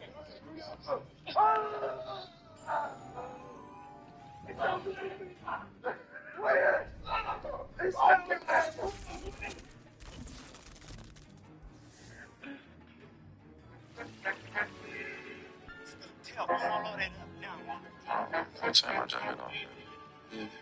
Jack off on the week. Was getting down? She was going down when I turned to see that. To see that don't cost a thing, baby girl. I need free bucks. See your last nigga, he the type to be good to me. Give it to you, I give it. I don't give a fuck if she sick, I'm a sick suck. I don't give a fuck who you with, bitch, pick up. I don't give a fuck if you hungry, eat the dick.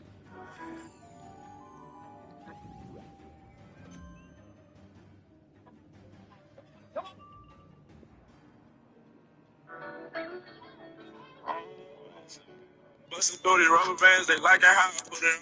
Russian said I won't stop and set it down on. Double D said it's on the chart, it's higher. It's it.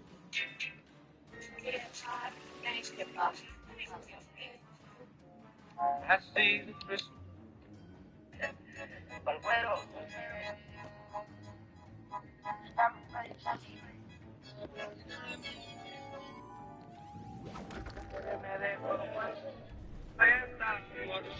Ya le encendió el motor, resultaba adrenalina. Enough. I give up. You can have it. Rezon gives up 3 beautiful mouse music boxes. One of these must be the one Romo is With the all-new longing Jeep for. Cherokee Hybrids, 500 plus miles in a single tank, 30% more cargo space, and legendary 4x4 capability, you have everything you need to get to the river safely. Really?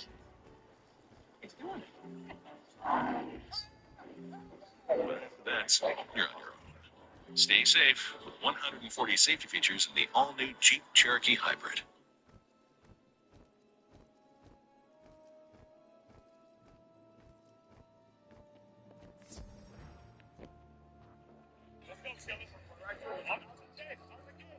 Hey, big dog, you already know. It's start with me. Yeah, okay, so, hey, let's get masked up. Look at the mask.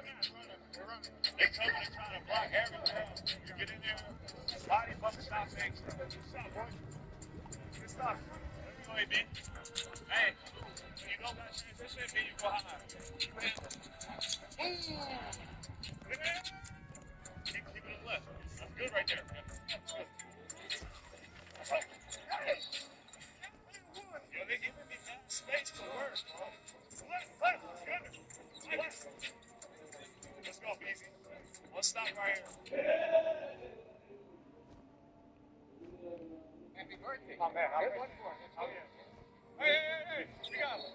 We got 9 assists as a group. Let's have some fun. Let's share the game. Don't just let them have a run right back. Put on the gas.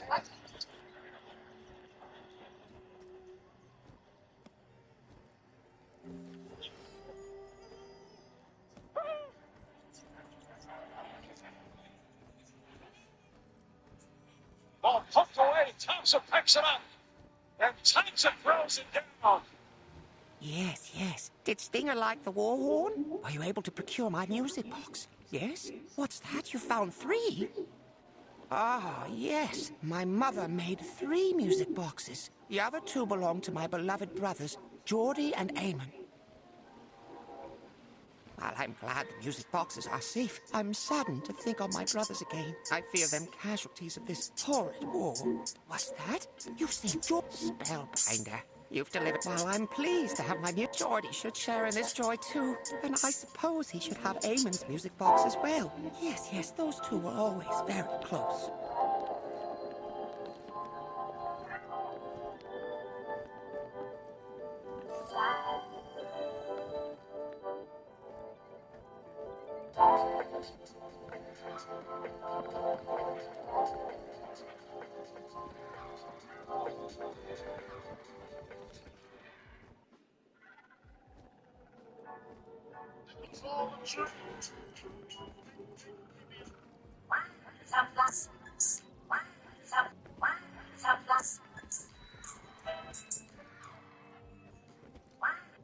Oh, thank you, Spellbinder! You've been such a reliable friend!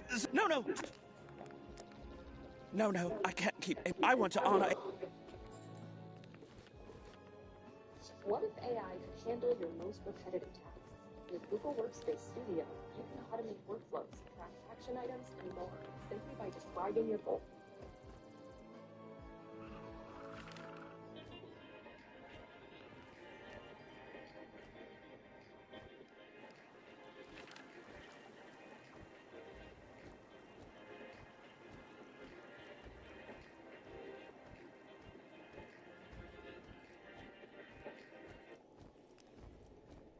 Well, now, if it isn't the magnificent Spellbinder, good timing. I actually need a favor from you. A group of yellow jackets have been bullying my nephew Benzie in Apodate Village. He's too nice to fight back. He just wants to play his games, not pick fights. He needs someone to stand up for him. I'd get involved, but I got a business to run and can't risk the negative attention fighting other yellow jackets would attract. So I need you to protect Benzie. Find him and tell him that Uncle Stinger sent you to play a game.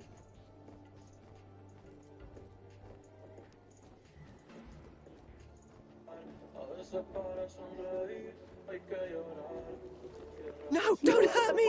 What? Uncle Stinger said we should play a game? I wish we could. I'm really good at sorcery stones.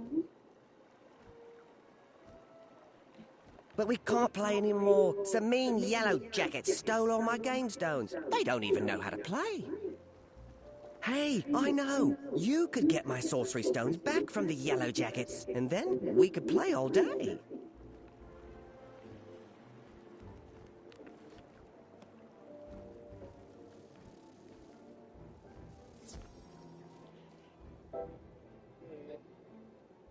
Enthralls. A career.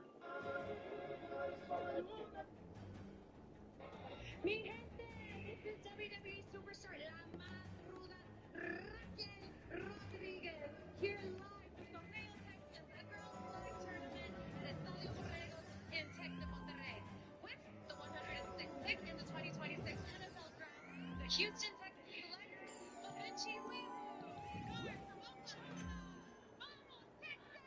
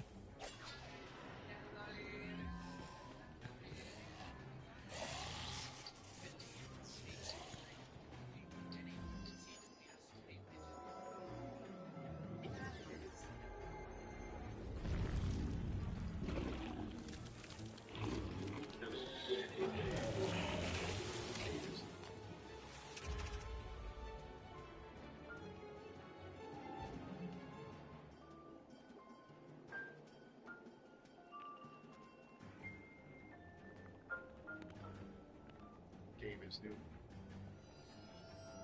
What's up, Texans fans? Wade Woodaz here. Excited to fly into Houston and get to work for our 25th season. Let's do it.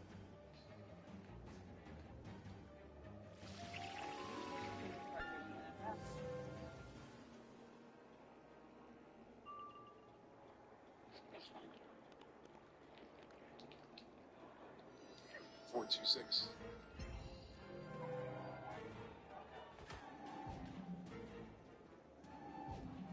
the Irish Institute of Music. And Stop the timepiece. Mississippi State. easy about.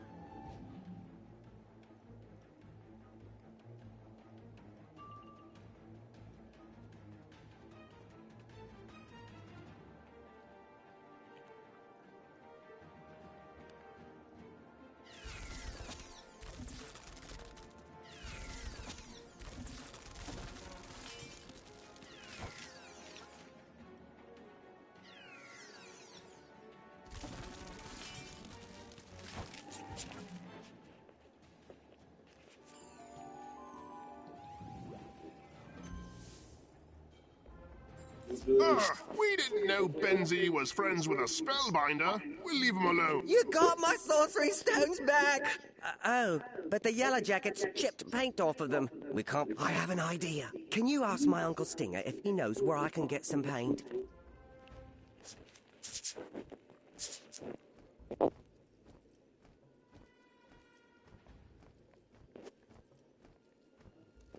How did everything go? Excellent. I knew you could handle those pollen heads. I'll make sure Benzie gets the paint he needs. I have to warn you, though. You don't want to play Benzie in Sorcery Stones. He'll destroy you.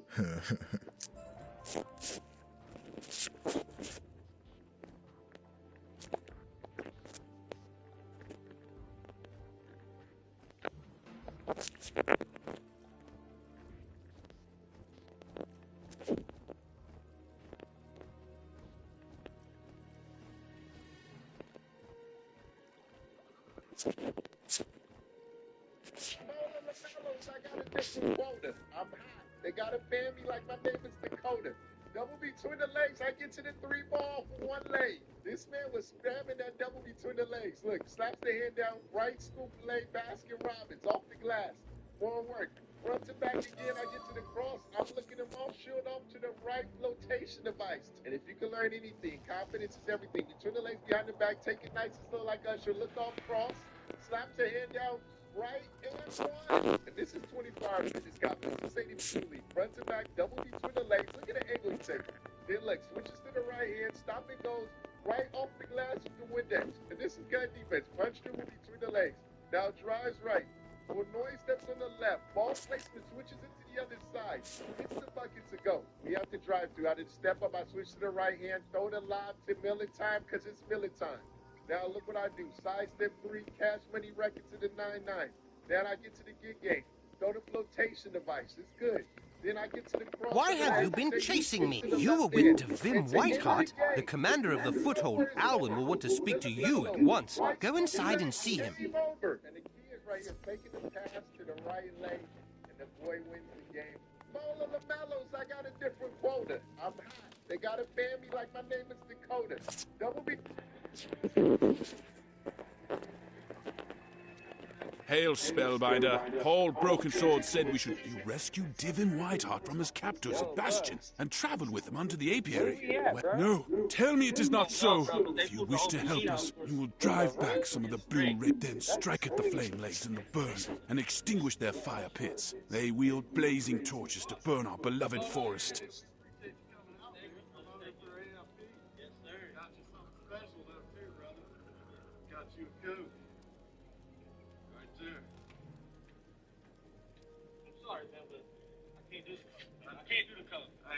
Just all right. Thank you. Let's see. This is a whole new machine for me. What the? Whoa. Hold on. What style is that? All right, I never pulled these. Let's see if I get lucky in the ring. Then I'll be the world champion, right? Right. Ooh, these tickets are different. These are different. I'll get them. You still getting the one? I'm still getting one record. Oh, come on. Where that big winner? Come on. Oh, that was you. No. $5. $5 winner. $5. Come see me tomorrow. I'm giving this ticket for Steve. No, Nick. It's you. Come here. Nick! Is that him? Nick ain't that. Simon says take this. Simon says using that item you must kill one person and one person only. Simon says you gotta pick it up though. Pick it up! It says A-team, shotguns out. What? No. Simon says you want another chance? Yes. Okay, Simon says go. Wait, Simon says go line back up. Simon says go line. Yes! Wait, what? You can do something good. All right. I want 5 volunteers. Okay? 2? How much does a headshot do with the shotgun? Simon says you must save yourself using your crash pads. Simon says we're starting from left, and we're going all the way to right. No. You're next.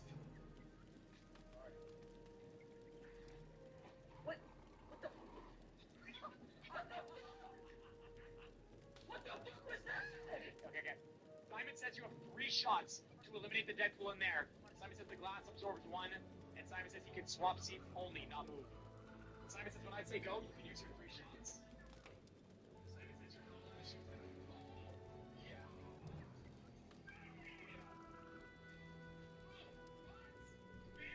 Make sure you get for 25 minutes. Don't you ever again. That's it. He's done for 24 minutes.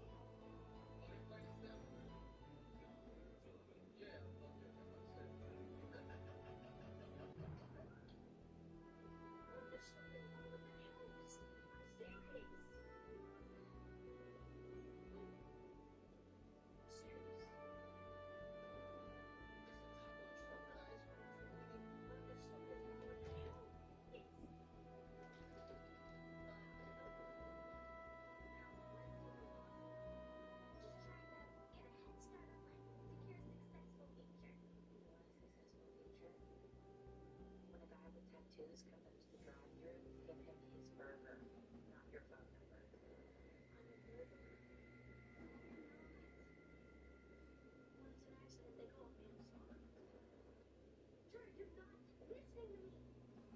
Nutcracker's honey already used plenty on my hands. What else would that poor bitch? You're really great right now. You know, Steph. I think you're just speaking out because you don't know anything.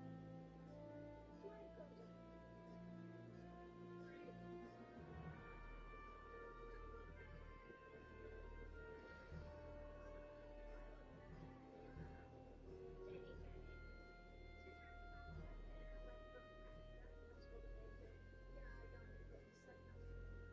it's a girls' school.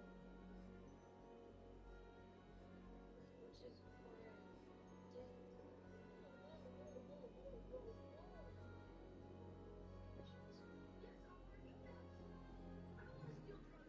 Before you wrap any other hot day, Ice Cream Man or Bro Summertime? Wait, you ain't following me back yet? Follow me back when? On Twitter. I'm trying to run a business here. That's a real social shit. Hey, who had the lemon pepper chicken taco or extra sauce? I have to finish it also. Thank you. Oh, wow. Yeah, fantastic. You know what? Now, cheers. Very. Yeah, the guy from the commercials. Oh, you better do it. You come to us. Welcome aboard. Shoot, bro. One thing I wish I had was your age. So, you ever need anything? Give me a call.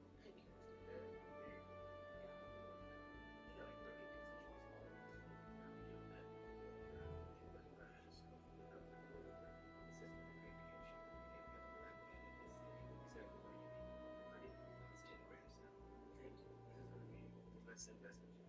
Thank you. Okay. Tell the old man we got the fit.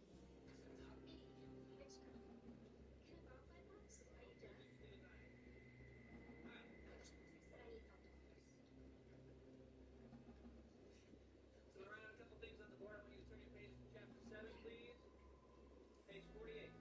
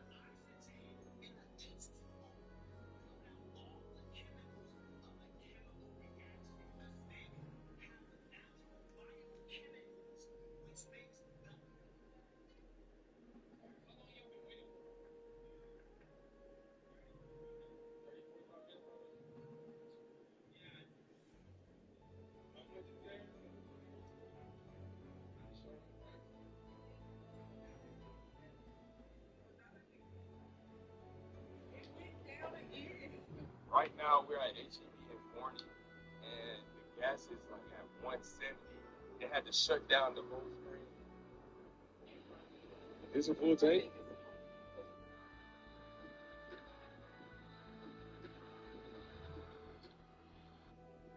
Papá, yo no quiero trabajar en la construcción, papá. Yo quiero ir a la escuela y estudiar. Soy una mujer frágil y débil que quiere ir a la escuela lejos de aquí para poder besar hombres y que tú no te des cuenta, pa. Se me va a la construcción, mijo. A mí me vale verga, cabrón. Papá, me voy a quedar a dormir en la casa de Brian. Vamos a ir a ver un juego y pues para no llegar tarde me voy a quedar a dormir en su casa. Papá, voy a ir a besar a 4 hombres y luego se van a pelear por mí. Y el que gane me voy a tatuar su nombre en mis nalgas y luego me va a llevar a la cama de él para hacerme de él. Aquí no andamos que no es chingadera de Karim León, pendejo. Aquí en mi casa no va a haber nada de eso, pero. Papá, me invitaron a una.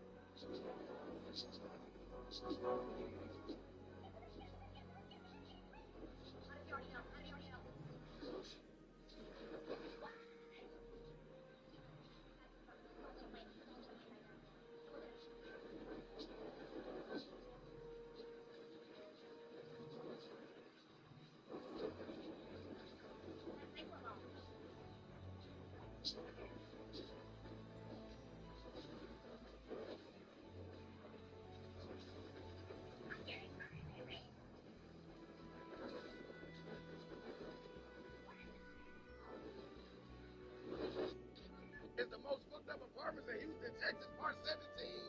And today, bitch, I'm at Sterling Point. And for some reason, this motherfucker look like a dusty-ass motel. Fuck you damn out. And bitch, if the Fiesta shopping cart's right here at the entrance don't tell you this bitch is the trenches, I don't know what the fuck will. For starters.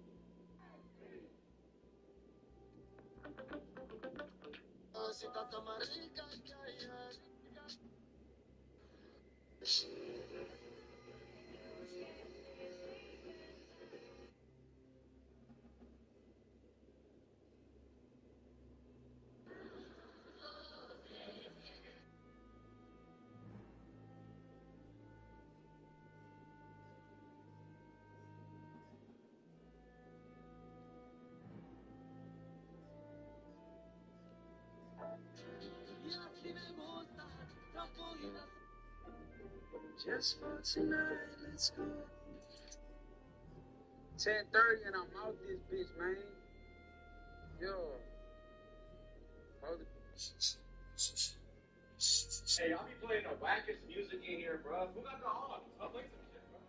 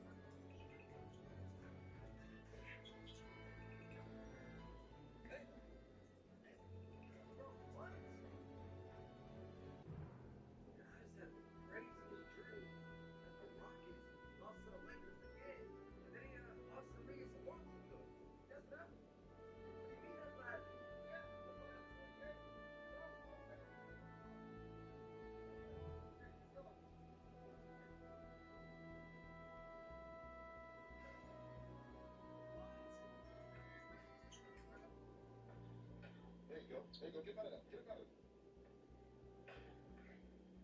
Nigga, it's rims in the bitches.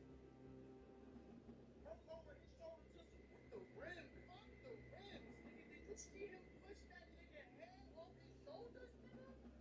Did you see him push that nigga? That nigga pushed his head. Bro. What do you want? I want to see if Arturo's down to go to the inside. We don't find where he's coming up. Oh, look at the homie! Bro!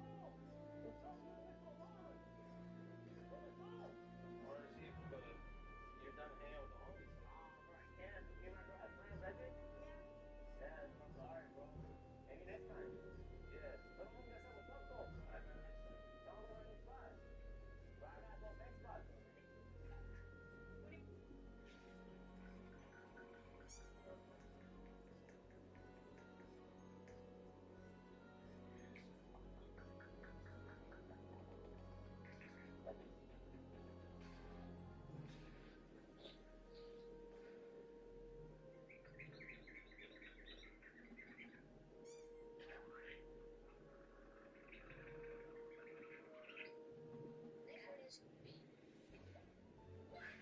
The answer is Gegenstand's theory. Spell pronunciation. Can you spell malapropism?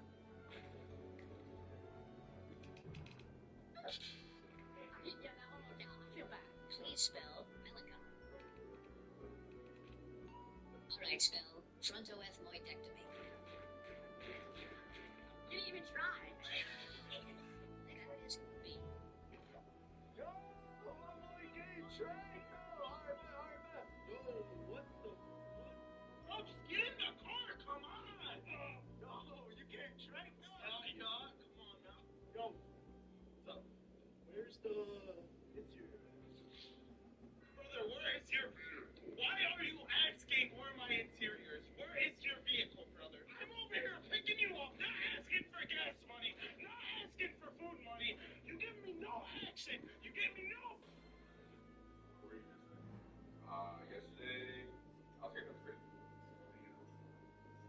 Yeah, let's go. Alright. And now, that's fine. Now, switch around and again, switch. So, what is wrong with you, dog? Then another across the street from there was just like lagging, you know, like on my location, it like shows us like something across the street. You just told me you were going to message you, and I'm really, that's 11:30 at night, bro. By the way, I'll go out to the world. Because I wanted to hang out. So you'd rather hang out with some random ass bitch than with your work. That's my girl, bro. But she has like, I just want you to trust more her and me. We've been here since the beginning. Exactly. Sounds stupid as fuck. That's not even trying to stop. You need to treat your friends fucking better because your friends have always been here since day one. Like, you read my shirt said fear of dying. I'm trying to get a TikTok with, bro. Top Lightyear. Guys, we're not doing this. You look like a giant tiger. Okay, nice. I look like a tiger. First of all, if you type LeVar Jackson one more time, first of all, that's not funny. Superman! Superman! No, I'm gonna put a hoodie on, bro. Let's put a hoodie because you thought it's Super United. It's the easiest band I've ever seen, bro. Ain't no they made a Hellstar that size. Much like you guys, does it look like your hoodie has stains? My hoodie does not have stains. Before snacks it? Yo, bro, get this fucking bullshit out of here. Somebody asked me, do you know that UFC doesn't stand for Ultimate Food Champion? To McDonald's and beyond.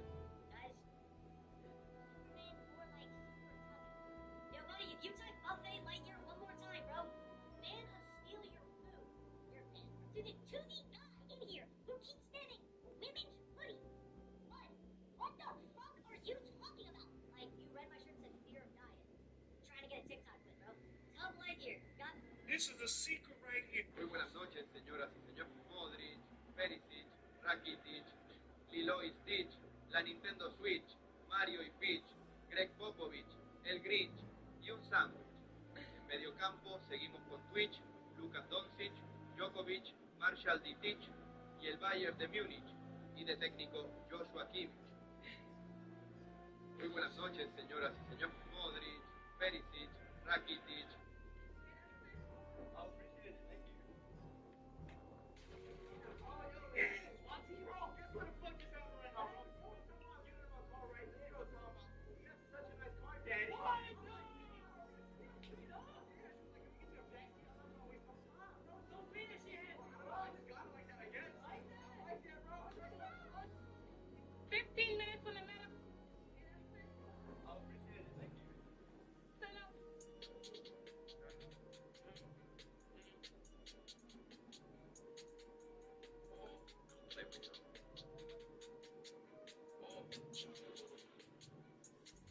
Oh my gosh, girl, I found a man for you.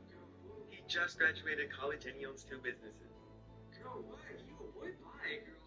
Girl, what? Girl, if he isn't a dropout, doesn't sell drugs or gangbang, then I'm buying, boy, buy. Oh my gosh, girl, I found the perfect one for you. He owns a tech company and makes 8 figures. No. No. No. Has he been in jail before? No. Boy, buy. Girl, I found this guy, but he's 5'4". Ew, girl, But he's a drug dealer. Oh my gosh, girl, I found another man. He's 6'2". And he has a 4.0 GPA. girl, what? You buy. But girl, he's smart and he has a bright future. He's an athlete. Okay. Where are the felonies? Girl, this man has no job, no car, and goes clubbing every weekend. Oh, give me a stop. What? Give me a stop. Wait, Stop. wait, I was joking. No, give me a stop. Wait, That's my type. Wait, but girl, why would you want No, that? I don't care. Give me a stop. What's his name? I was joking. What's my boyfriend, girl? Where's he at? Why would you want Like, that? Give me. Somebody said this just simply, and I was like, what the fuck?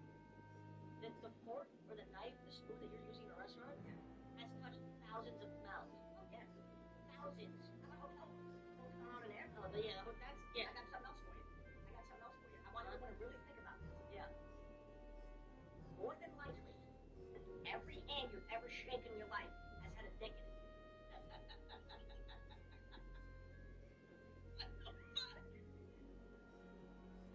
Oh, fuck. Oh, shit, fuck. What the fuck? Think about it. What if it's a lesbian? I said almost. Somebody said this just simply, and I was like, what? Okay, guys, I'm gonna show you how I handle new clients as a 13-year-old barber. Let's do it. Sir. Thank you, brother. And what haircut we doing, bro? I'm just saying, like, we should, like, the sides and, like, a little bit. Okay. Let's put the colors right here. So what sport you play? Football?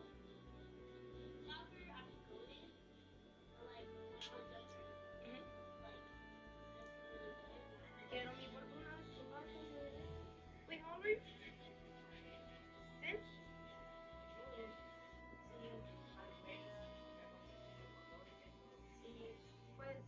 Pues a uno empieza con lo que tiene, pues. You see the gun? Right there. You like it? Sir. So you came up with the design? That's clean. Look at this. Oh, got my boy right up.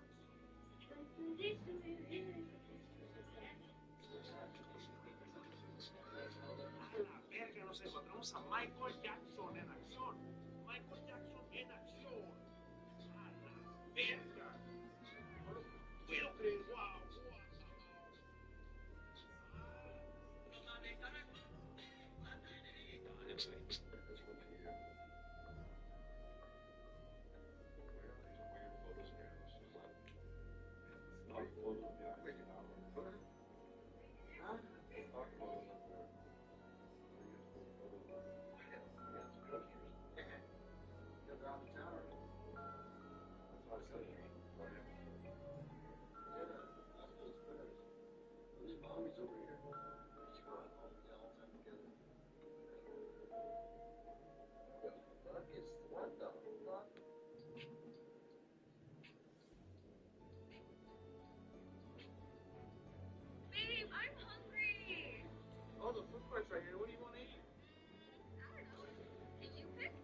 sure, there's a Subway. I don't really want a sandwich.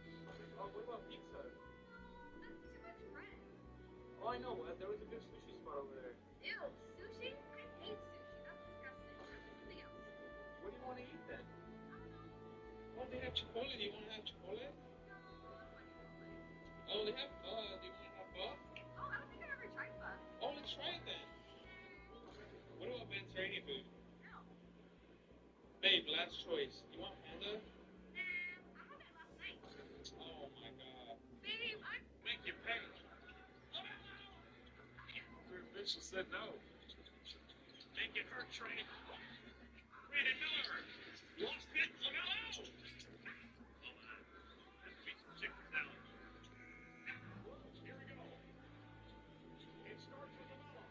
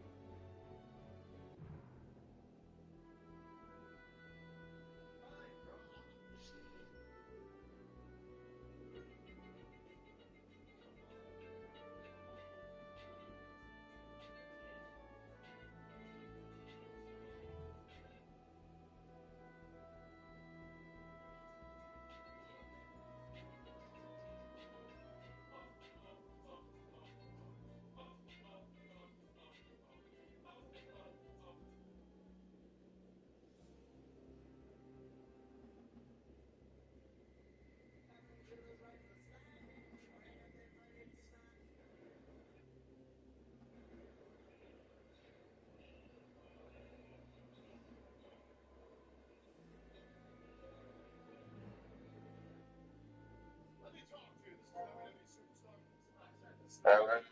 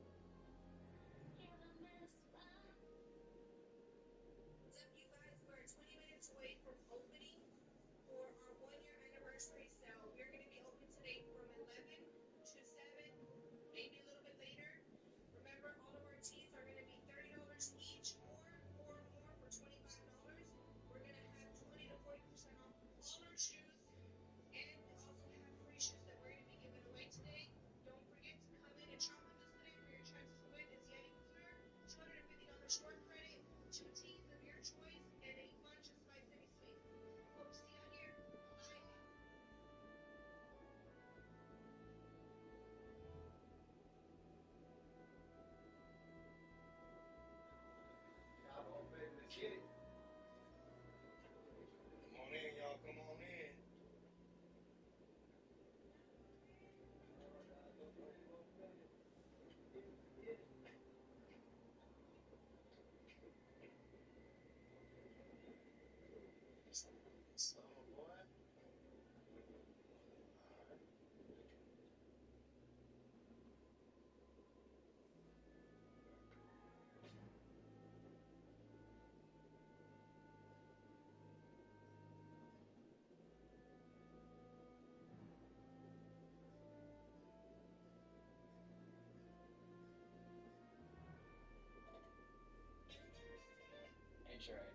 saw salami steaks as one of the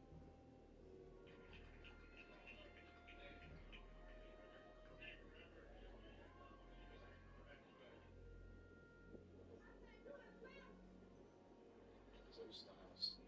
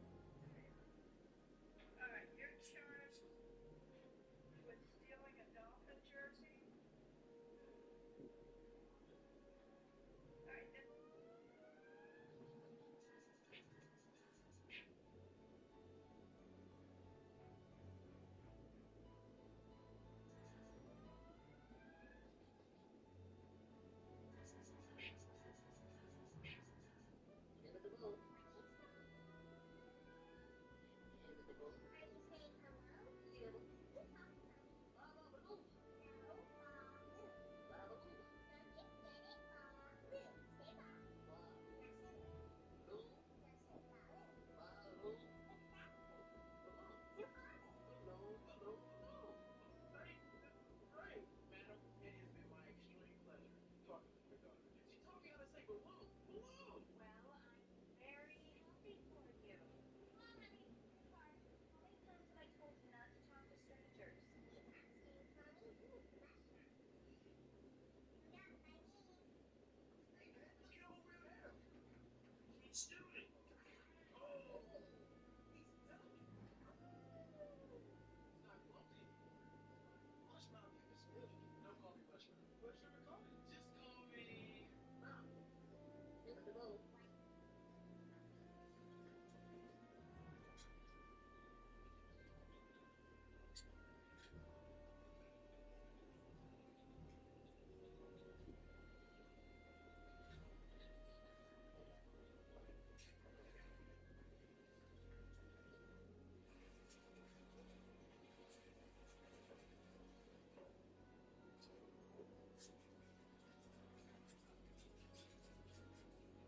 That's insane.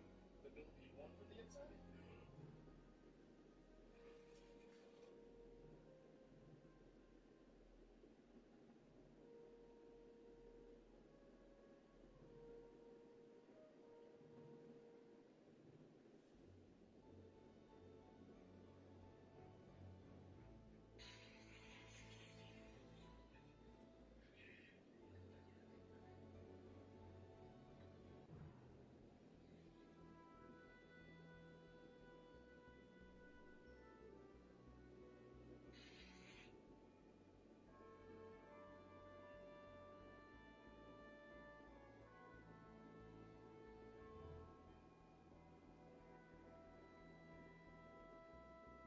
Blueberry, cupcake, are you ready to meet your new friend?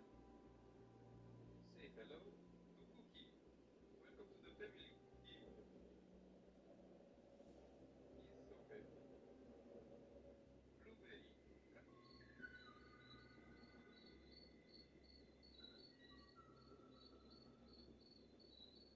That's the last meal this mission.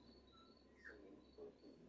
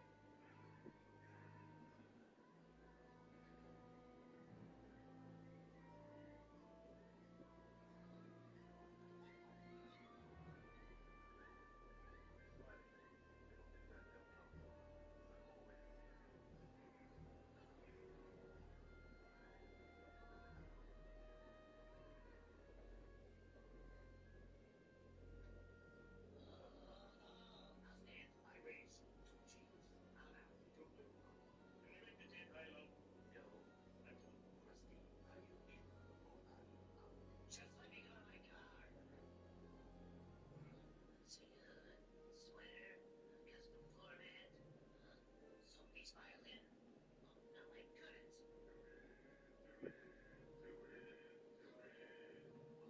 What's catch? It's sentimental things through a roof. It is acceptable. Then I'm in and I call Morrison. Real and stupid.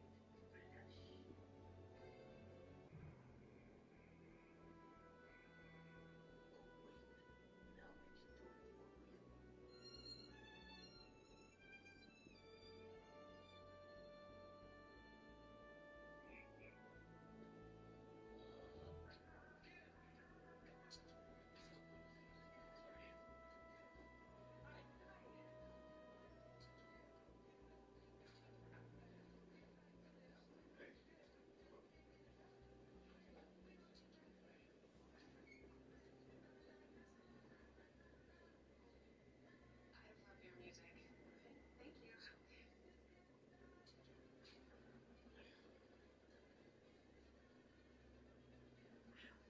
How are you? Detectives.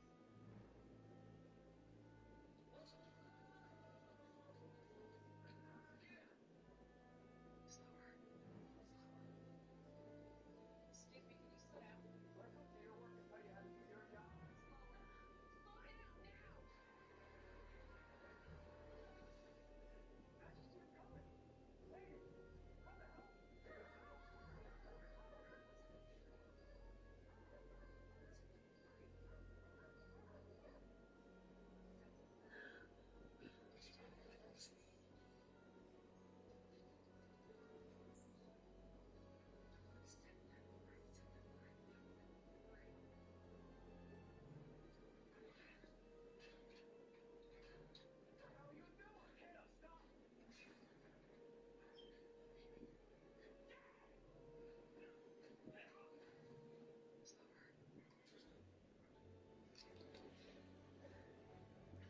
Hannah, stop!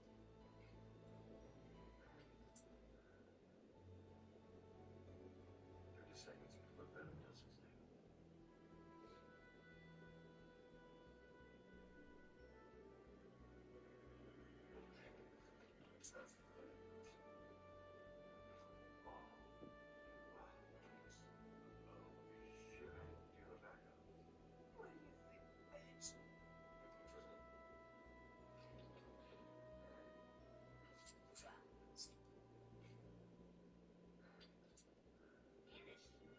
This fossil is my favorite museum. Hey, Candace. I had a break and I thought I'd give you this for your birthday. I saw you looking at it in the gift shop. A Mount Rushmore bobblehead. You like it? I absolutely love it. Great. I gotta get back. Happy birthday. You're totally messing with me. Yes, I am totally messing with you. Now, would you please knock off the phone British stuff and go back to being a girl? You got it, Bob. So, how about us sitting together? Excuse me. Oh, it's good, bro. Thanks, but I promised Candace I'll make you more at the show. Oh, no. Usually we get on the phone. You know, your brothers are all right. Hey, are you okay? Oh, afraid of heights. Don't worry. I got you. We came back early. Well, I missed my girlfriend. Ooh, I like the sound of that. Besides, I got some in France. I did? What? This. Jeremy. Hey, Candace. What are you doing here? I didn't want to break our date. I just wanted to earn some extra money so I could surprise you. A surprise for me? Are you okay? You mean you came over to check on me? Of course. Because when Jeremy gets here, I don't want to be wearing a stupid hat. Hello, Jeremy. You look sporty. Oh, you like it? It's perfect. That's sport shoes. All the pallets reminders, bitch. You know me. Nah, I already know you're talking about these big dogs, and it's not the same shit, bro. It ain't. Red ones. I'm gonna say all